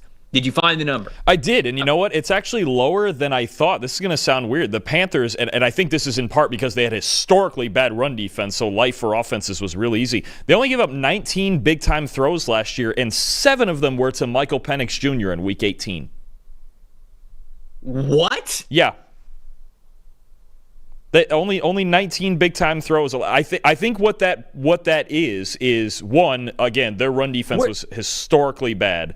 Where does that rank in the league? That might be harder for me. I would need more time to split that off with the way the filters are here. But, okay, all right. I thought you might have been able to just switch player to team, but yeah. Okay, no, that's less than I thought. And obviously, if you take away Michael Penix Jr.'s flamethrower day, even if you make it a regular day, that's funny. So, hey, I think we made the right pick. We made the right pick there with Jalen Walker. Julius also had a super chat in here for $1.99. Appreciate you. Can the Falcons take wide receiver at 15 for the meme? Well, we're one pick away, so we'll see. I'm up with the Indianapolis Colts, though, before we get to the Atlanta Falcons. Some needs for the Colts. Boy, we got a lot on there. Indy did a nice job addressing some of the needs in the secondary. Brought in Cam Bynum, brought in Charvarius Ward. I didn't realize that they also brought in Corey Ballantyne. I kind of like that as well. I don't hate brought that. in Neville Gallimore, too, along the defensive line. So they do need tight end. They could use an interior lineman. If they want. Is it a sneaky Tyler Booker spot? I was just about to say, I think this could be a sneaky Tyler Booker spot. The team that runs power more than anybody else. Could Tyler Booker make sense? What about Jahad Campbell, though? I like the player that I'm actually leaning the most is Colston Loveland. Right? Probably. I mean, is it Loveland? I know they got Cam Bynum, but I think Starks would still be an option here. I just don't think that they would draft Starks in the first round after paying Cam Bynum. Do you feel good enough about Nick Cross? Well, I think that he's been there, so I feel like they would. Campbell might make some sense because isn't EJ Speed was a free agent, right? EJ Speed was a free agent, yeah. Campbell might make a lot of sense here. Right. They have Cam McGrone still. We don't think they would draft another edge player, do we? If the right one was available, like if they love Mike Green, I think they would. Jalen Carly. Is there Samson Ebukam? They still have him. Man, do they just believe that Jahad Campbell or Colston Loveland? This is tough. Debate here. I'm looking at something real Jason quick. saying Indianapolis could go Eman Wari.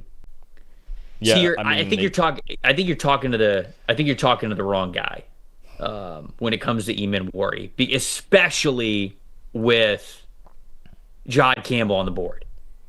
I'm just thinking about too. Is there? I mean, maybe. I think you're talking to the wrong guy when it comes to Eman Wari, especially with Jahad Campbell on the board. I'm just thinking about too, is there What's on the table for Luanarumo? What is he like?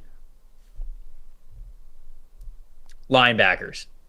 Is that what it is? He's going to try to do like a Wilson and Pratt thing with Franklin and Campbell? Fun fact. Man. You want one fun one real quick? I don't know would Bauer draft a linebacker that high? If he was good enough, maybe. Here's a stat for you to make you think about it. Colts linebackers were 26 in coverage grade last year. No, I mean they not good. Absolutely not good. Much better in run defense, but 26 in coverage grade. The only time, man, the last time Chris Bauer drafted a linebacker in the top 3 rounds was, I believe, Shaq Leonard. Good player. I mean, for a little bit. Yeah, because Ben Manigault was, I believe, more of like an outside linebacker, like edge type. He drafted Bobby Okereke in the 3rd round in 2019. They drafted Shaq Leonard in the 2nd round in 2018.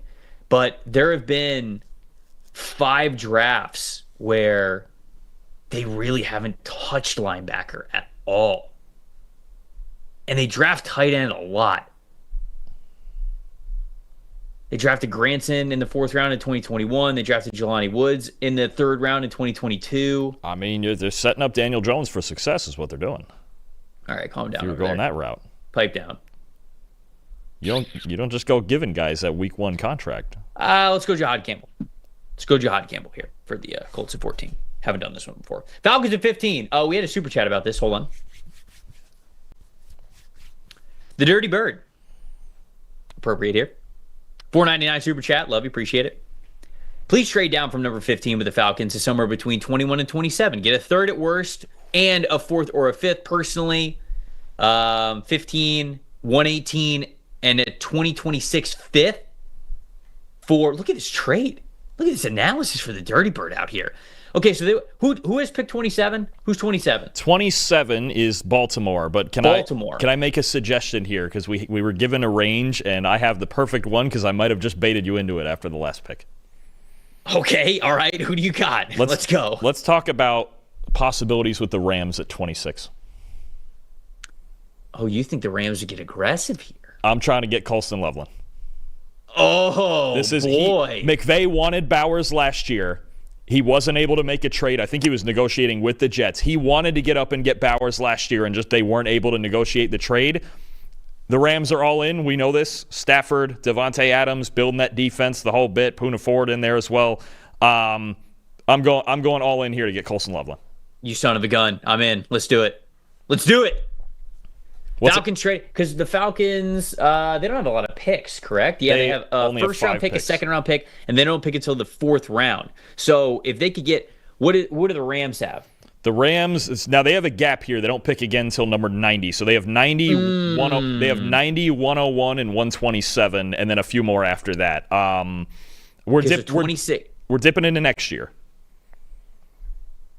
All right, so you think we'd go 26, 101, and what, like next year's 4th? You think next year's 4 would be enough? You think 2 4s would be enough to get up 11 spots?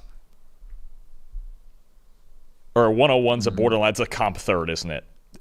It's a 3rd. Yeah. 2/3. It's a comp 3rd. 2/3 might make more sense. So hold on here. 101 is 34 points. Next year's 4th would probably be a similar, so that's 60 points. To go from 15 to 26, we probably need a little bit more than that. Well, now you could do 90 next year's 4th. If you do 90 in next year's 4th, then I think that could get it done. If it's close enough, it's close enough. 90 in next year's 4th, would probably be... We're making one top 100. We're going the old school method with the Rams. We're making one top 100 pick, and we're making it count. All right, do it. Yeah, it's fine. Let's go. Let's do it. We'll figure out the logistics later. Let's make the deal, and then, if you want this to be a little bit higher, you can. Boom. Rams get up to 15. They get aggressive. They couldn't do it last year. I'm still riding. I'm in on this Sean McVay conspiracy.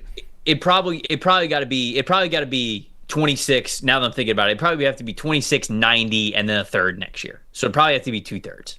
That's what I think it would have. We'll deal with that. We'll fine tune that. We got like 6 weeks to fine tune this. We'll figure it out as we go. But I'm going Colston Loveland here. Or maybe just next year's second. I thought about that too. That was also a thought. Yeah. Colston Loveland, Sean McVay, you get another dynamic weapon. We are building an offense around Kyron Williams, Devontae Adams, Puka Nacua, Colston Loveland. Absolutely love it. Yeah. You did that for the Rams side of things. So maybe we take a second next year. Maybe take a second next year and you get, because the Rams have, what are the Rams? The Rams have a fourth. So maybe it would be like 26, a fourth rounder this year, and a second next year. That might sound a little better, because at least you get into the second. We'll fine tune it as we go. I think we can do that. Yeah. All right. Anyways, where are we? Arizona. Did we just pick? Yeah, we got to scroll up. Please. Thank you. All right, Colston Loveland's off the board. Arizona's here at number 16. Made a handful of signings along the defensive line. Got Josh Sweat. I think that was the big signing from them. Josh Sweat and Baron Browning. Dalvin Tomlinson. I was like, who's the other defensive line signing? Dalvin Tomlinson. They brought in Akeem Davis-Gaither as well, so a couple of splashes along on the defensive side of things. Re-signed Zay Jones, have Marvin Harrison, got Michael Wilson, have Greg Dortch still. This could be a Tyler Booker. Yeah, if they want to, do they run enough? Yes. Do they run enough power in between tackles? I guess they do. You got Trey Benson and James Conner. They get downhill with a good amount of duo. Multiple tight ends, McBride and Ryman on the field, Elijah Higgins too. They get downhill in their run game. I just don't. It's so hard for me to justify this because I don't think Tyler Booker's this type of prospect. Oh, I get what you're getting at. I'm with you. Would I necessarily do it? Not necessarily, but I think Booker, the way the league talks about him, unless the combine really knocked it down, prior to the combine, we were here in top 25 like crazy for Booker. I'm just not there, man. I'm not there. Can I see the best available on the board? I'm not drafting Tyler Booker here. Oh, Ashton Genty's interesting. I was just going to get there. This is a sleeper team. I've been saying if this were to happen. Look, I know James Conner's still really good, but he's also going to be 30 years old this year. No, they got Trey Benson. They're not picking Ashton Genty. Kid's special, unless we start talking about another trade. No, they're not picking him. They're not picking him there. They re-signed Baron Browning. I like Jahdae Barron or Will Johnson still here.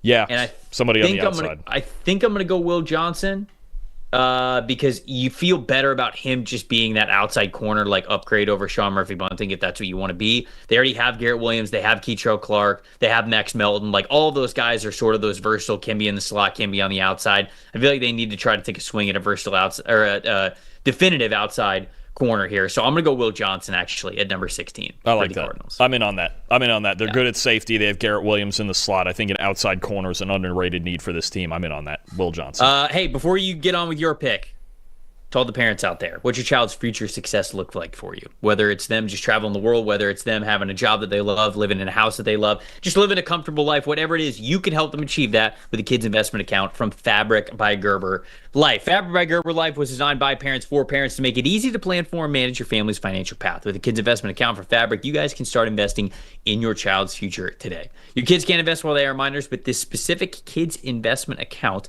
allows you to invest on their behalf. Gives those investments so much more time to grow. Funds can be used for basically anything. When they're younger, it's music classes, it's sporting events, it's tutors, it's tuition, all that kinds of stuff. And then when they're a little bit older, maybe it is you helping them get that first car, that first house, starting their business. Whole thing is online, very easy to set up an account. Could take you just 5 minutes, and then you just manage your child's account right from your phone. Starts at $20. There's no contribution limits to it. It's got tax advantages, SIPC, insured up to $500,000, plus no commissions fees on it, just a low, flat monthly maintenance fee there. Join the thousands of parents who trust Fabric to help protect their family today. Start investing in your child's future at meetfabric.com/PFFNFL. That's meetfabric.com/PFFNFL, MEET fabric.com/PFFNFL. NFL. Portfolios are managed by Fort Washington Investment Advisors Incorporated. Additional services provided by Apex Clearing Corporation. All investing is subject to risk. Learn more at meadfabric.com. So you're up with the Cincinnati Bengals here at number 17. Recently inking the deals of both T. Higgins and Jamar Chase. A significant portion of their salary cap now allocated to three players in Joe Burrow, Jamar Chase, and T. Higgins. Jamar Chase becomes the highest paid non-quarterback in the NFL. T. Higgins, $115 million, pretty good contract there himself. It makes me feel like they're going to trade Trey Hendrickson because I don't know. Maybe they are just going to get that done, but so much of their salary cap is then going to be allocated in four players.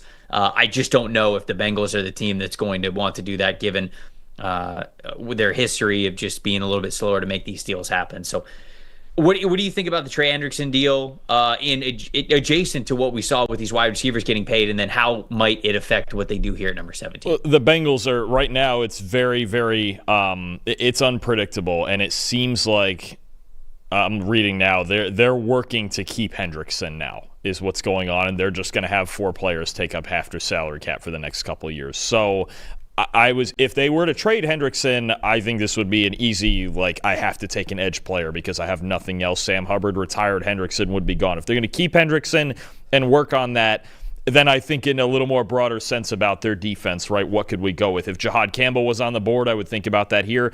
In theory, you could take another edge player. I just don't think they would do that right on the heels of signing Hendrickson. I think there's a guy here that gives them some flexibility in their secondary. And we've already talked about him multiple times already, but I think Jahdae Barron would make some sense here, right? You're looking at their corners, and you've got Dax Hill, you've got DJ Turner, Josh Newton, Cam Taylor, Britt, and even if you felt good about those guys, let's say, I don't know, Turner or Josh Newton, right, kind of emerges on the outside as a starting caliber player, you're still talking about Mike Hilton being a free agent and unsigned, and I don't believe they're going to bring him back. I mean, we'll see where the offseason goes still. We got plenty of weeks, and this can get adjusted, but I think Barron's ability to play inside as well. If you felt good about your outside corners, you could play him inside. If you don't feel good about Turner and Josh Newton, who was a fifth-round pick who played a lot last year, you could put Barron on the outside. I think Al Golden is going to want to build this thing front to back. Obviously, they need Trey with the pass rush, but they need to be able to cover as well. He had arguably one of the best coverage teams in college football at Notre Dame. I think you might want to build it the same way. And Barron, with that inside-outside flexibility, gives you options even if you feel good about your in-house options already.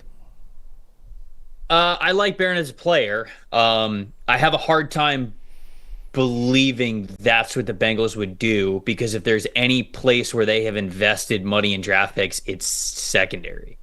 So they signed Geno Stone, they have Cam Taylor Britt, they drafted Dax Hill, they drafted DJ Turner, they drafted Josh Newton, they drafted Jordan Battle. So it's I'm not saying that Jahdae Barron couldn't be an upgrade over a handful of those players, maybe all of them at those positions, but I'm not very convinced that they would go back to that well. I think it's defensive line for this team, specifically the fact that Mike Green is still on the board. I think Mike Green is the one-on-one winner that they don't have outside of Trey Hendrickson, right? Donovan Ezeraku, I think, is the same way. I wonder if they think that of Mykel Williams too. I think this is an edge rusher, because if there's something that I feel as though Cincinnati's going to want to do, it's whether or not they pay Trey Hendrickson. They want to feel like they have the power to do whatever they want to do. And right now they don't. They straight up do not.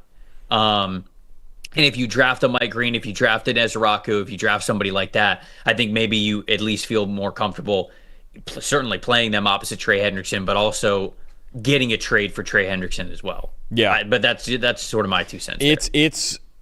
They're hard to predict right now between the Hendrickson situation, and honestly, look, they need improvement at all three levels of their defense. I actually, for as much as D-line is the concern here, I don't know, for as much of a concern as it is and as many resources as they're probably going to pour into it, I don't know that there's a wrong pick here. I'm gonna stick with it for the sake of scenarios, because we're gonna do plenty more of these. I'm gonna stick with Barron because they also had a lot of injuries in the secondary last year. I'm gonna go, and Mike Hilton was their highest graded corner in the slot. And again, I think we saw it with Cooper DeJean this past year.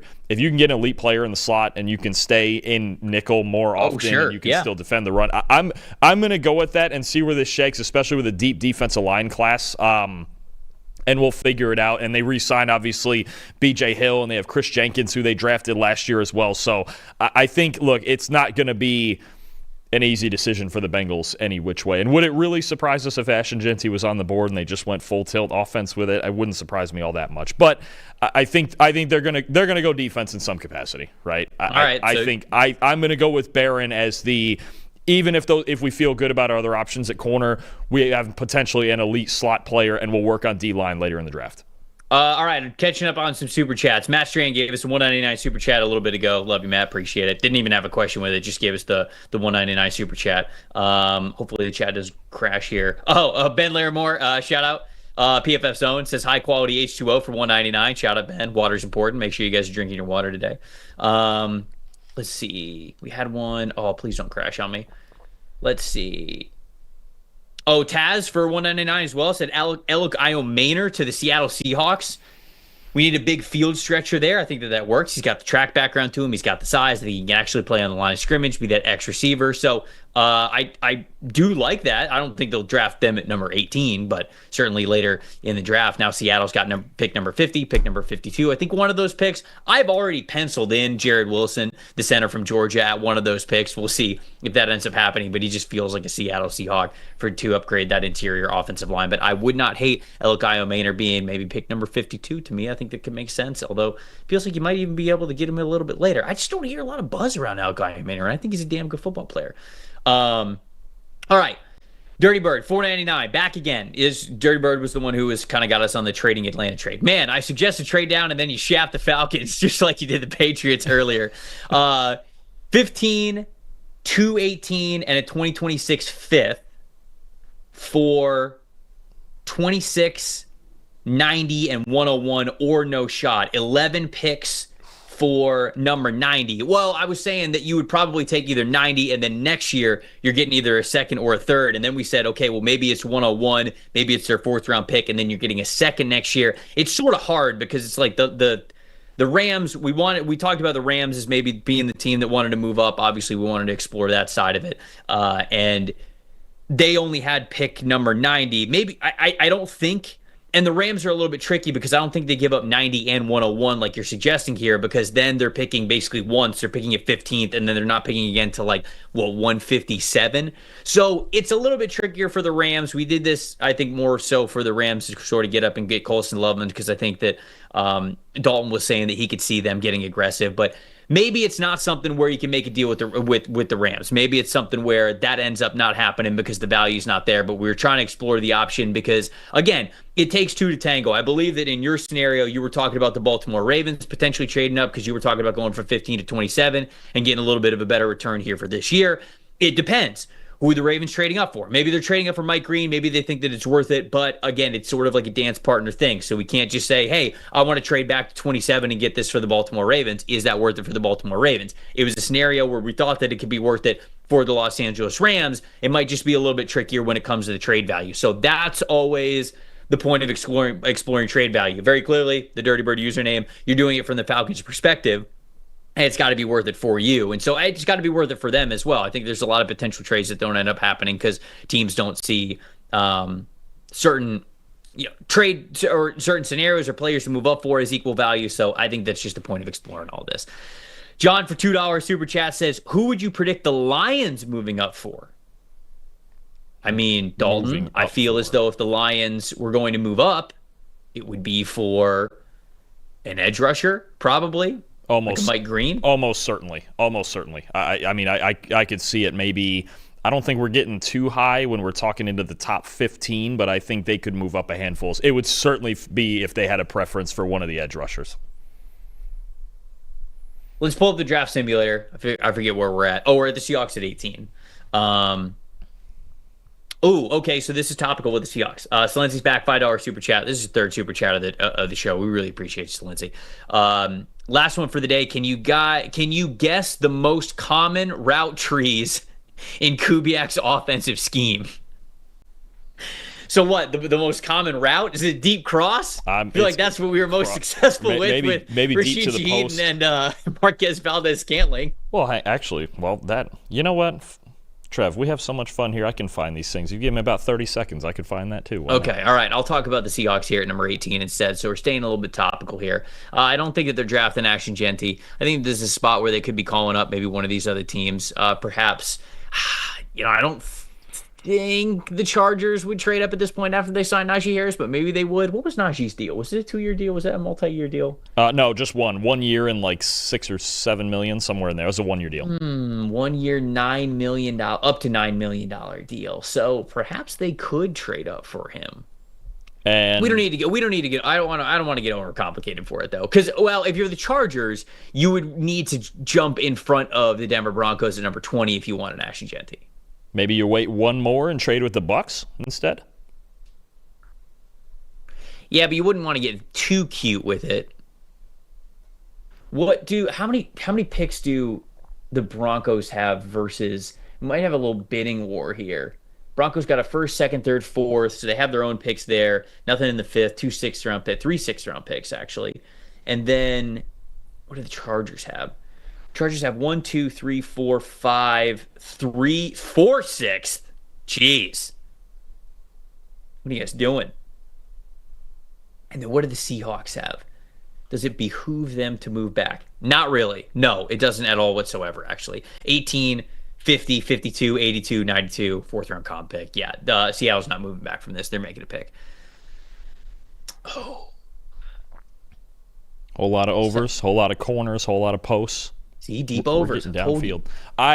So can I throw 2 cents in here? I think there's 3 guys that jump out at me. Okay. One, actually, I'll start with the 2 of them. It's still Luther Burden and Matt Golden still on the board here. I think if they get one more speed threat, because if you walk in with MVS as one of your starting 3, I still don't feel great about it. I still think as they probably do though. The deep threat that those 2 give you in this offense, I think makes a lot of sense, especially considering all the day 2 picks they have and the opportunity to add to the interior offensive line in day 2. I think Burden and Golden, specifically because of their speed and their ability to get downfield, would still very much be on, because all those routes I just described, that's Luther Burden to a T. He's getting across on over routes. He's getting deep on posts. He's taking screens when you want him to do that. I think even with the moves they've made, it would still make sense to take one of those 2 guys in this offense, right? If they're not doing that, then I think about Gray Zabel. Oh man, Zabel's good. And why Zabel over somebody like Tyler Booker? Better scheme fit. Zabel's a zone blocker. Obviously, can play any of the 3 interior spots if they want him at center. Cool. Zabel would easily be the pick here over somebody like Booker for Seattle because of Clint Kubiak in the scheme. I would either go receiver or Zabel if they're not going to trade down. And if I go receiver, I already know my intent is to, because even you have 50 and 52 in the second round. Let's say if Zabel were to fall and you want to take that gamble, or if you want Donovan Jackson, you have a lot of room to maneuver, I think, on day 2 to get a guy that you want. Unless you want him right now and you go get Zabel now, we'll worry about maybe one more receiver later on. Yeah, I'm not considering wide receiver at all here. I'm really not. But I am considering Gray Zabel. I like that pick. That's huge for them. And they need to address the interior offensive line. And then they could even double dip and continue to do so there with either pick number 50 or 52. So I'm going Gray Zabel. He's going to play one of those interior spots. He can play center. He can play guard for you. You get a flexibility to see how the rest of the draft goes, which puts the Bucs up on the board at number 19. Are you making a trade? Is there any trades happening? Chargers, Broncos up 1 spot. Anybody else want Ashton? I'm not comfortable with Ashton Genty falling this far. It feels weird. I guess the Bucs only have their own picks and they don't have a 6th, so this would make sense. It really is just a matter of who do we want to trade up here, Denver or the Chargers? Because I think that they're in sort of similar situations with what they might be able to give up. Because Denver doesn't have. Their running back situation right now actually isn't great. It's Jaleel McLaughlin and Audric Estime. I know that's your guy, but Ashton Genty's on a different planet than those guys. I think the Chargers can offer more. I think the Chargers can offer a 4th and a 6th, and Denver can't. Denver's picking basically the same spot in the 4. I guess they can.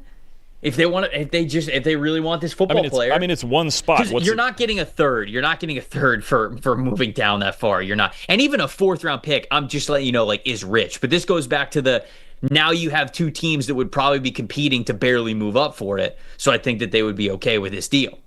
I think that some people would be looking at like, okay, well, how are you giving the Bucs better return here than like some of the other trades that we got? And it just, again, it depends who's on the board. It depends who you're trading up for. And more importantly than that, it depends who you're bidding up against. And I think both of these teams would really want, I don't care. It's a coin flip, man. I think maybe if you're the Chargers, what do we think? 122 and 91 or 120. I guess the Chargers can give you a better. There's also all these pick swaps and scenarios like that too that go down too. But I think 3 spots. I think the Chargers. All right, let's just go. The Chargers giving up 125 and 158 to move up from 19 to 22. That's their 4th rounder and their 5th rounder, because then they have 4 6th round picks, so they can get a little bit more aggressive and overpay for this to go up and jump the Broncos to go get Genty. Does that make sense? Deal. Yeah, I'm in on that. All right, cool. I think it's a great fit. Chargers trading up to 19, jumping the Broncos, getting Ashton Genty. That puts the Broncos on the clock at number 20. It's me, right?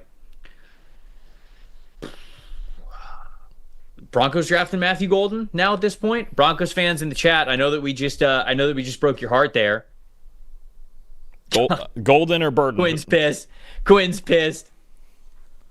Dr. Cookie said Chargers just picked up Najee. Yeah, to a 1-year deal. Yeah, and that's Genty's a different animal. This is when you're talking about Ashton Genty and potentially dropping this far, you do it because you want Ashton Genty. You take Najee Harris is no impediment to me on Ashton Genty here. None. Somebody just said Denver will give a third. Denver's not going to. There's no way Denver's going to give a third to move up 1 spot to take a running back. Yeah, no way. I tried, Broncos fans. If it gets to this level and it's you versus the Chargers can give up a better deal. Unless Denver's giving up a third.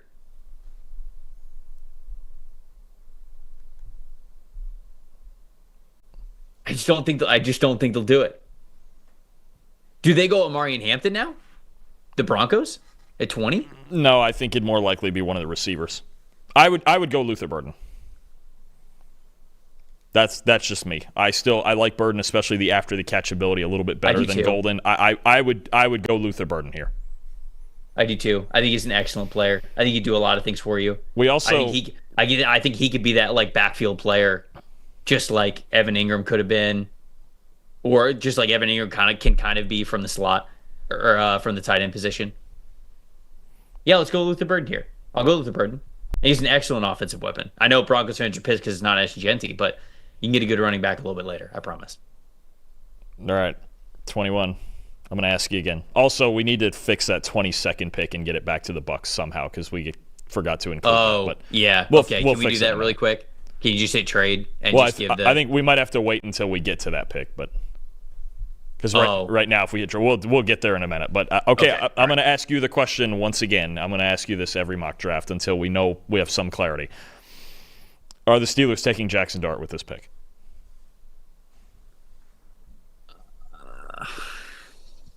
Obviously, we're not huge fans of it. We know this. But are they going to do it? What do we have at now? Apparently, is Aaron Rodgers waiting on the Vikings? Is this what we're doing? Again? These Broncos fans hate us so much in the chat. Oh, man, I'm sorry. Sorry, guys. Sorry. It falls this way sometimes. This happens. This would be such a bad pick. This draft going Cam at 1, Shedeur at 3, Jackson Dart at 21. I mean, he's just overdrafting so hard for the quarterback position. Absolutely, but that doesn't mean it won't happen. I mean, who is playing quarterback for the Steelers? Mason Rudolph right now. Therein lies your problem. That's the first decision. If we're doing this predictive, if we're doing this, my opinion, I'm pretty sure I'd still know where I would go with this, but although there's 2 options, actually. Because the Steelers now do not pick until the third round. They don't pick until 83. I don't think I don't think they're going to do the Kenny Pickett thing again. I just don't. I don't think they're going to do it. They're not going to do it. All right, then I think what's your other scenario? Then I think I'm going Amarion Hampton here. Ooh. Because you can't have Jalen. I like Jalen Warren a lot. I think he's really good. You can't have him as your only guy. And but who did they just sign? They signed. Did they sign Kenneth Gainwell? Yeah, that's still not doing it for me. I need a. If nothing else, we know with Hampton, big physical cold weather back like that, like an actual early down bell cow at the very least. I even with Warren and Gainwell, I can't walk into a season with that. There's not enough back there. All right, you're making the call. If we're not going Dart, I'm going Hampton. I'll go just the direct Najee Harris replacement. I like the speed better. Are you sure with all the DTs that are available, you would take Hampton over all of these dudes? Walter Nolan, Kenneth Grant, Darius Alexander, I'm Derek Harmon with their defensive line. I'm not taking a defensive lineman in Pittsburgh. I'm good. But they've got Hayward, they've got Keanu Benton, they've got guys. I'm not worried about If the Steelers draft a defensive lineman, that's a level of set in their ways that even I can't accomplish, and I'm very set in my ways. That would be impressive if they take a defensive. I don't think there's any way they're taking a defensive lineman of all things in this draft. No way. This has to be because my other thought was I'd push back on you, man. They just lost to Ogunjobi. They have Keanu Benton and they have Cam Hayward, but Cam Hayward is what? I know he's playing really well, but how old is he now? 35? I don't. He's still one of the best players in the league. I don't even. Sure, but this is if they want a D tackle to rotate in with those guys. This is the best draft to do it in the middle rounds. Like, if you want to go in the third round and do that, and it's a CJ West or it's a whoever it may be later on, yeah, I don't see any way they take a first-round defensive lineman. There's no way. Right. It's the best part of their team already on a team. The other guy I actually would have thought about still was Emeka Egbuka to give you some sort of diversity from the other two receivers, and Egbuka can move around and do the blocking and run the intermediate routes. That's the other guy I would have thought. I don't see any way they take a defense. To me, that'd be crazy if they took a defensive lineman when they don't have a quarterback and they don't have a bell cow running back, and they have two go ball receivers. And the way their offense is, I don't. If that's some stubborn stuff right there. I think if they take a D lineman. I don't know, man. I would take Kenneth Grant, but it's your pick. It's your pick in the mock draft, so we're taking Amarion Hampton. Which puts the Chargers up at number 22, except it's actually Tampa Bay. We got to trade this pick because we forgot to include it when we were doing this previously. Just force it for a 7th or something. Yeah, I don't even think you need to. I think you could just, you could just select it. Oh wow. All right, they're losing a 7th. They're losing a 7th because of mock draft incompetence. Jason Light would never. He would never. This is why Jason Light's the GM. Donovan Ezeracco. It's Donovan Ezeracco. I know it's right here. I know easy. That's your favorite thing. Any thought? Easy. I have one question for you. Any thought here in this scenario on Malachi Starks? Yeah. I think that Starks would be a good pick. Starks and Winfield feeling pretty good. You'd feel pretty good about it. I get it with Ezeracco. I know you love him, and you love his fit in this defense. I just think that this is the player that they gravitate towards. Like, this is the player that they would want. So Ezeracco here. You took the one that I would normally take here to the Packers. You took my Jeff Hafley Boston College thing from me. How dare you? Damn. Well, you got to think. Now I have to think of something else. Rude.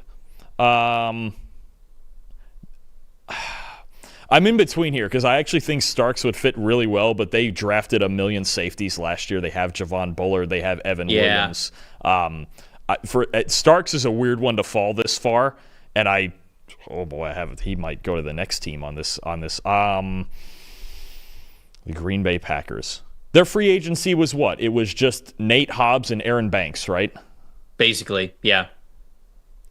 All right, then I think I think it's an edge rusher. You feeling an edge rusher here? I think so. Absolutely. I think, and I know again there's questions to be answered, but talent wise, I think he's a top 15 talent. I'll take the swing on Mike Green here with Green Bay. Green Bay. See, there you go, nailed it. Or boom. Too easy. Is somebody trading this pick? Mike Green Bay. That's what we're doing. Okay, all right. Now, after the nickname, all right, I'm in. I'm all the way in. Minnesota here at number 24. I think this is a trade back spot. Ooh, but okay. Hold up. I'm gonna get the thought bubble going here. Wait a minute. Okay. Let's think. Who wants Mekhi Starks?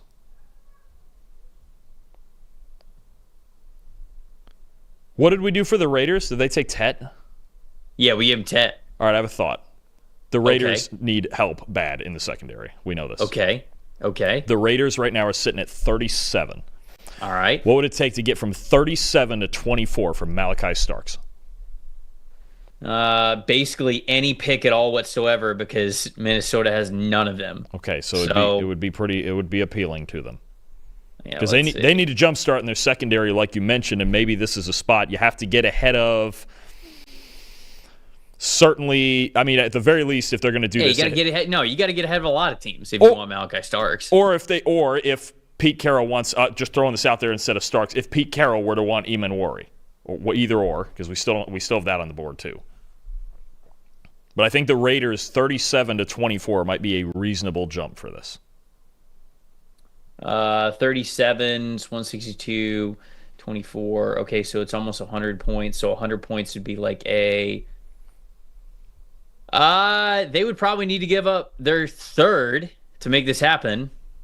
108 or a third next year? No, hold on, where are their picks? They would have to give up 68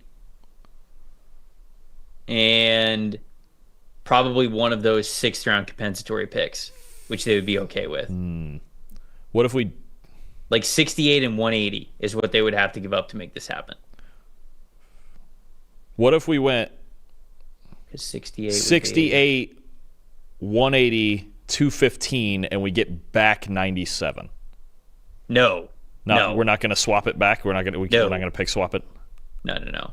Because you're leaving a gap there between now. Because if you give up 68, then you're the Raiders, and you're the other way around. You're going from... Yeah, but then the Raiders still have 108, or they would still have they'd still have 108, 143, 213, 215, 222. So like you still are getting bodies, and your class is... Look, if they get to look at this offseason and say we added Geno Smith, we brought in Tetro and McMillan, we signed Mekhi Starks. Yeah, it's reasonable. That's a big gap now going, because you got to remember too, you're adding in 30, so 37, 68, and 180, and you're not picking now. You're the Raiders not picking from 24 all the way to 108. I think you still feel good about it. All right, if we want Mekhi Starks, let it rip. All right, here we go. I don't hate it. Mekhi Starks, Las Vegas Raiders. Houston Texans up at number 25. Josh Simmons. Right? Couldn't have been easier. Yeah, they're kind of forced to, aren't they? Josh Simmons makes it to 25.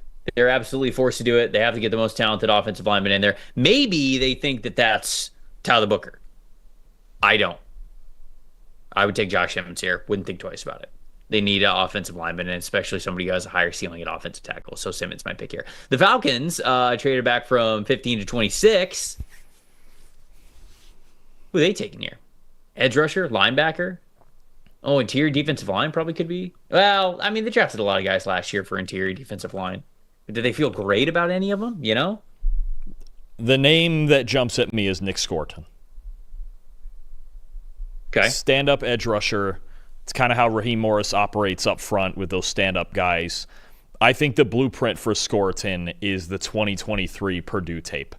Put him on 2 feet. Let him get out wide. Let him get the momentum going. Yes, sometimes he's a little over-aggressive in the backfield, but I think it was good that he got the versatility in the role that he played at A&M. It was a little tighter to the line of scrimmage and was in a 3-point stance more often. But I think if you go back to the Purdue tape in 2023 as a stand-up outside linebacker, and then you add in the fact that he's at least capable of doing what he did at A&M and 7 techs and run defense and things. He didn't do a bad job. It was just a different role. I think Raheem at this spot would gravitate more towards Scorton for the pass rush element than he would Michael Williams than he would. I mean, I think Skorton is higher on most boards than, say, Princely Umanmielen, who I don't think is going to get in the first round, although I think he could be a borderline consideration. I think if we're going edge rusher, I think Skorton's the guy I gravitate to here. I would draft Kenneth Grant over Nick Skorton. Sure. I get that. If we're going with, okay, the need is there and we want a D tackle and the Falcons just want to have an elite run defense, sure. I'm just looking at it of the angle of this team is just not going to get far with the pass rush the way it is right now. And we've already traded down once and we missed out on Pierce and Mike Green and some of these other guys.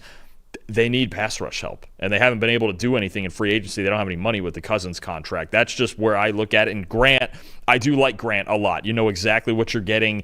Very well could go in these next handful of picks. I mean, unless we want to trade down with the Falcons again here, but to me, it's a pass rush. And I think Skorton would help your pass rush more than Grant would on this team.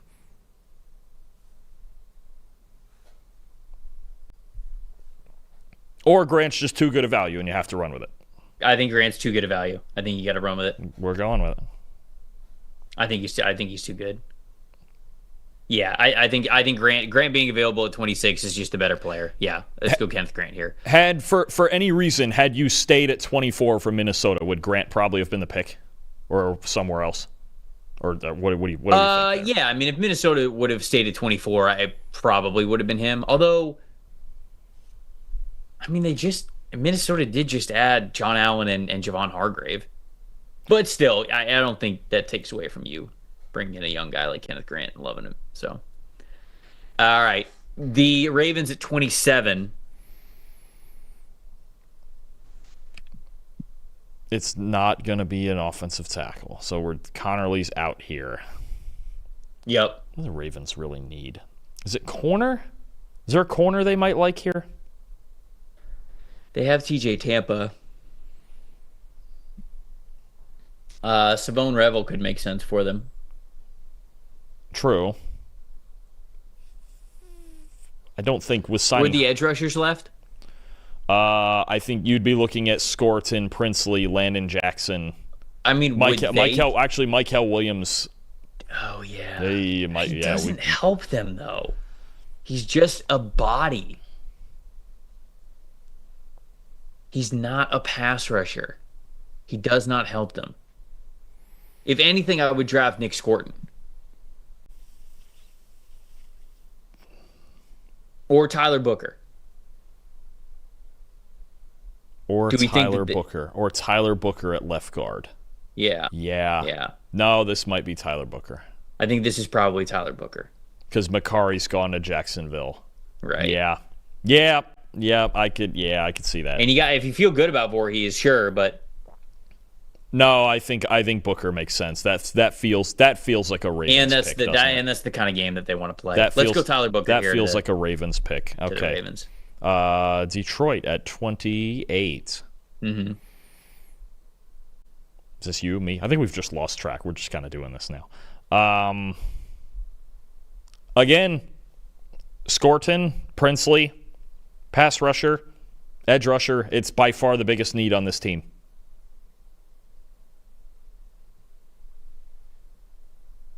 Yep. I mean, and there's some guys here I didn't think would drop, but you go through all these scenarios and they start dropping. Again, Nick Skorton might be the play here. Unless there's anybody else you feel so strongly about, but feels like the Lions just so desperately need edge help, and I'm with this. You sound 0% convicted with it though. It feels it's the only weird thing with this Lions pick. It feels like we're backed into a corner on it. Like, I know we have other needs sitting here, but I don't think guard's that big a need if they're going to start Mahogany at right guard. No, I think they're fine with Mahogany. Receiver's a luxury for them. You could if you wanted. We still have Ibuka and Golden still on the board. Yeah, which is pretty great. They re-signed Tim Patrick, but I mean, that was what was that deal for Patrick? Not a whole lot. Maybe 2 years and something cheap, was it? 1 year, $4 million. I think they'd take Matthew Golden here. Oh, jeez. And you just have it going with him and Jameson both flying around all over the place? Yeah, I mean, like, it's just a playmaker's thing, man. You could, but I don't know, man. This is the problem. Is this feels like a backed into a corner pick where I feel like I have to. Who do you think's better, Nick Gordon or Matthew Golden?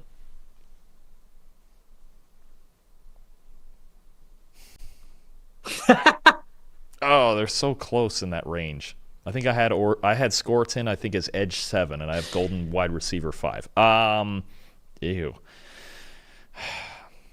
I think I'd still go Scorton. Okay, all right. You cannot get into the postseason and not have a pass rush, other than Hutchinson, obviously, but he's also coming off the injury, and he can't be the only guy. All right, so you took Nick Gordon to the Detroit Lions there at number 28. The Washington Commanders, who have been busy this offseason, I have them at number 29. Brought in Deebo Samuel, brought in Laramie Tunsil, brought in Javon Kinlaw as well, Dietrich Wise, Will Harris, Jonathan Jones. So a handful of players. You brought back Bobby Wagner, so you brought back a handful of players here. I'd love for them to get a better pass rusher on the edge, but I do think... Can we go to edge real quick? I don't even know who's available there. If I was taking the next best pass rusher, it would be Princely. Yeah, I'm not going to take Princely at 29. Oh, no, I would take Omari. I'm basically weighing who do I take over Omari and Hampton? Hampton's gone. We got him to Pittsburgh. Oh, you took him to Oh, yeah. I didn't believe in that pick, so I rejected it. Oh, wow. Your brain just filed it away and was just like, no, that didn't happen. I thought it should have been Kenneth Grant. The Steelers are not taking a D lineman after the offseason they've had. There's no way. I think it'd be a good pick. I think I'm throwing this one out there. Michael probably goes here. I think, Michael could be one. I think Dan Quinn would love Emanwari.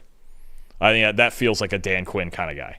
I mean, I definitely don't disagree with you. What was Harris's contract? Let's see. Not that large.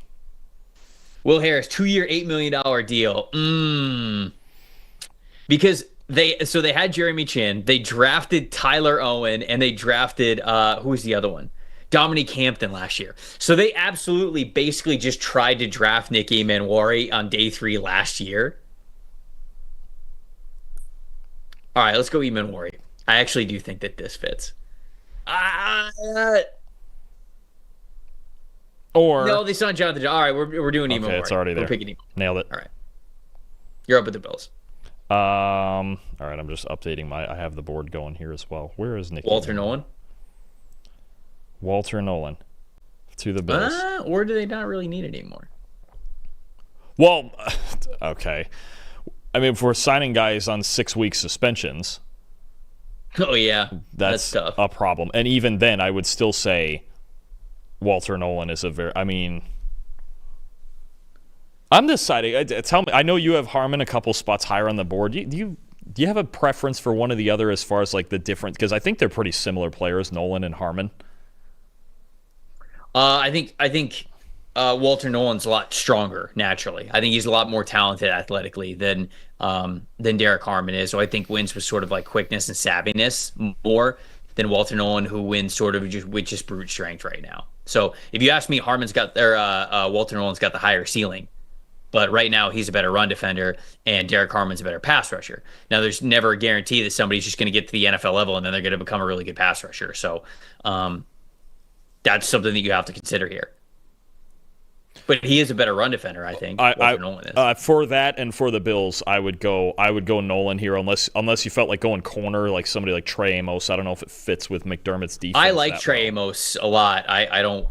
He's a little bit of a projection, though. I don't know how the Bills are going to feel after just moving on from the Kyrie Elam experience. I also think in the next mock draft that we do, I'm going to get a trade up. I'm going to figure out some sort of trade up for the Bills because I think they need to get aggressive and get a guy they really want instead of waiting. Okay, hold on here, though. I guess they signed Josh Palmer to a pretty big deal. I'm saying, like, Golden's here, man. Like, Golden also makes sense for this team. They have Khalil Shakir. They have Keon Coleman. They just signed Josh Palmer. But then it's like they lost Mac Hollins. They have Curtis Samuel, but they had Curtis Samuel last year.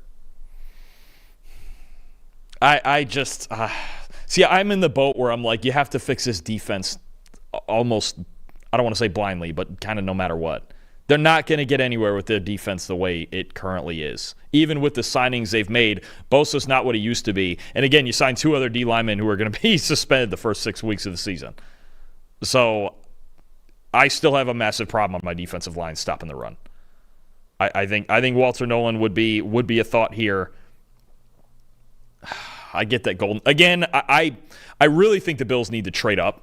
And we just didn't get to it today. I'm going to probably find a way to do it in the next mock and figure out who would really fit in with them to go get.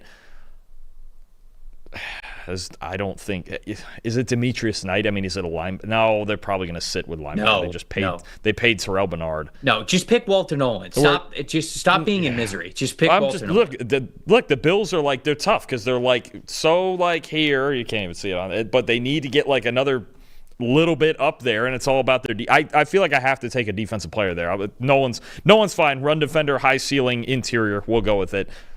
I would ask you with the Chiefs at 31 here, do they go wide receiver from Texas the second straight year? Yeah, they kind of need to get more dynamic on offense, don't they? I mean, they'll get Rashee Rice back. They brought back Hollywood Brown. They have Xavier Worthy. They signed Juju Smith-Schuster. They do still have Sky Moore, whatever you think of Sky Moore. They drafted a bunch of tight ends last year. They have Jalen Moore. Kingsley could move inside a guard, play guard instead of Tooney. I think you still look for guards on day 2. If Booker was here, they might even think about that. But yeah. And then Buka is still on the board too. Yeah, I know. And Michael is still on the board, too. Spot I might not hate Michael Williams. I was going to say probably Michael Williams at this point. Wait, yeah, it's either Michael Williams or Darius Alexander. This would have been a Walter Nolan spot. I think it's Michael. I know you have Alexander high. I don't think he's going in the first round. I'd be all right. I would we'll be go Michael Williams here. I think that they could use him. And then the annual Eagles steal of the draft. They wouldn't dare go receiver, would they?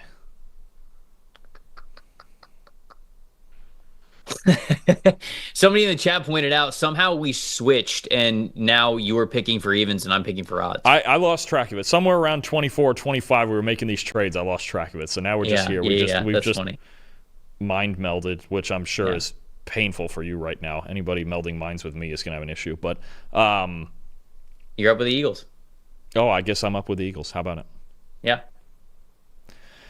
Okay. Do we go with a third receiver? I've always said I'd like to see a third receiver in this offense, like aside from Brown and Smith. Is it Golden as a home run threat? Is it Ibuka to move around and do all the fun stuff underneath? Derek Harmon would be a pretty direct Milton Williams replacement. It might make some sense to me.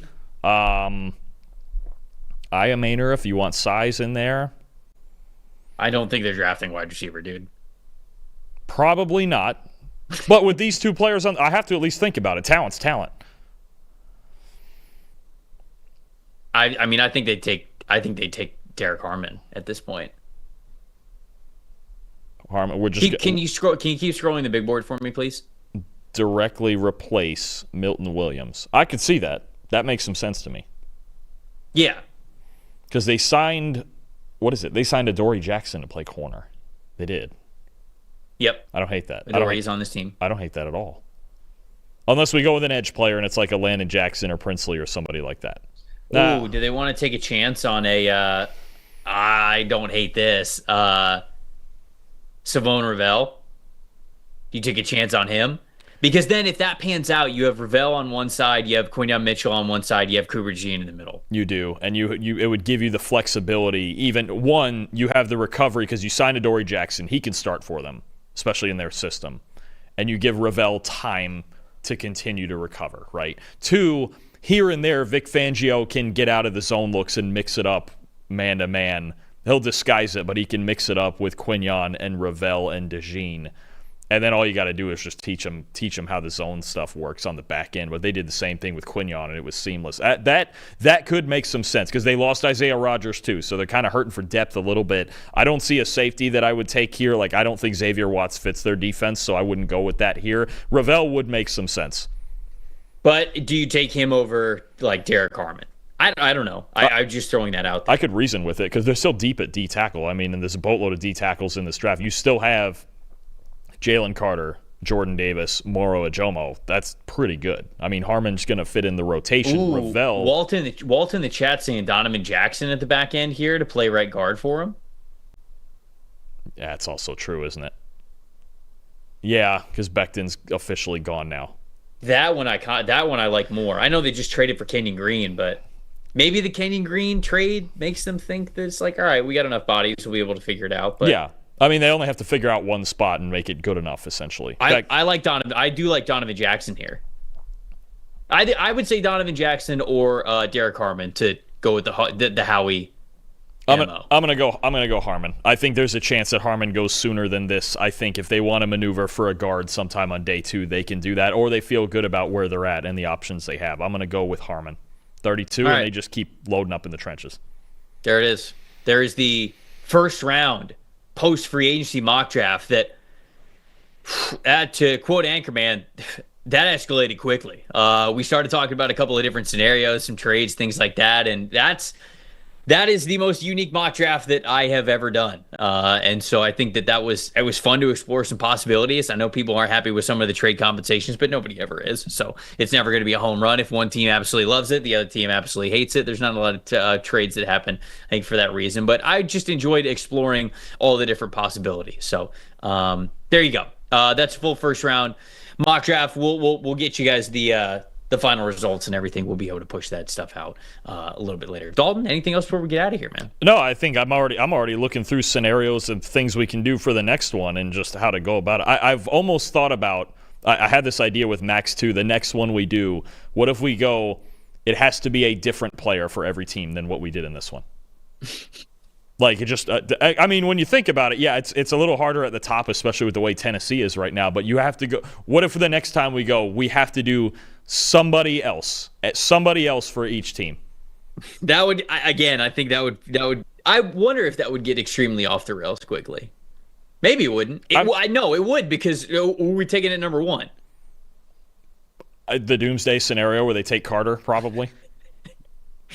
That's a good doomsday. Will Levis and Abdul Carter heading to the postseason? All right, whatever that is, whatever the next mock draft is going to end up being, we're going to have a lot of fun doing mock drafts from now until the end of April to, really hone in on what we think that these teams are doing. Appreciate everybody who got in on the chat and was going back and forth with this. Super appreciate everybody who got in the super chat today. We always really appreciate that and having those conversations with you guys. So make sure you like and subscribe to the show. Don't miss any of the other mock draft madness that we have and all the other coverage that we have. We got a couple more episodes here for you on this channel this week. Plus, we got a lot of one-off videos that we're doing, really diving into these free agency fits, how these guys are going to fit with each sort of coaching staff and scheme and all that. We're going to identify some of our favorite signings. So again, if you're subscribed to the channel, you won't miss any of that stuff. For Dalton Wasserman, I'm Trevor Sikkema saying thank you guys so much for watching and listening to another episode of the PFF NFL Show. See you guys next time.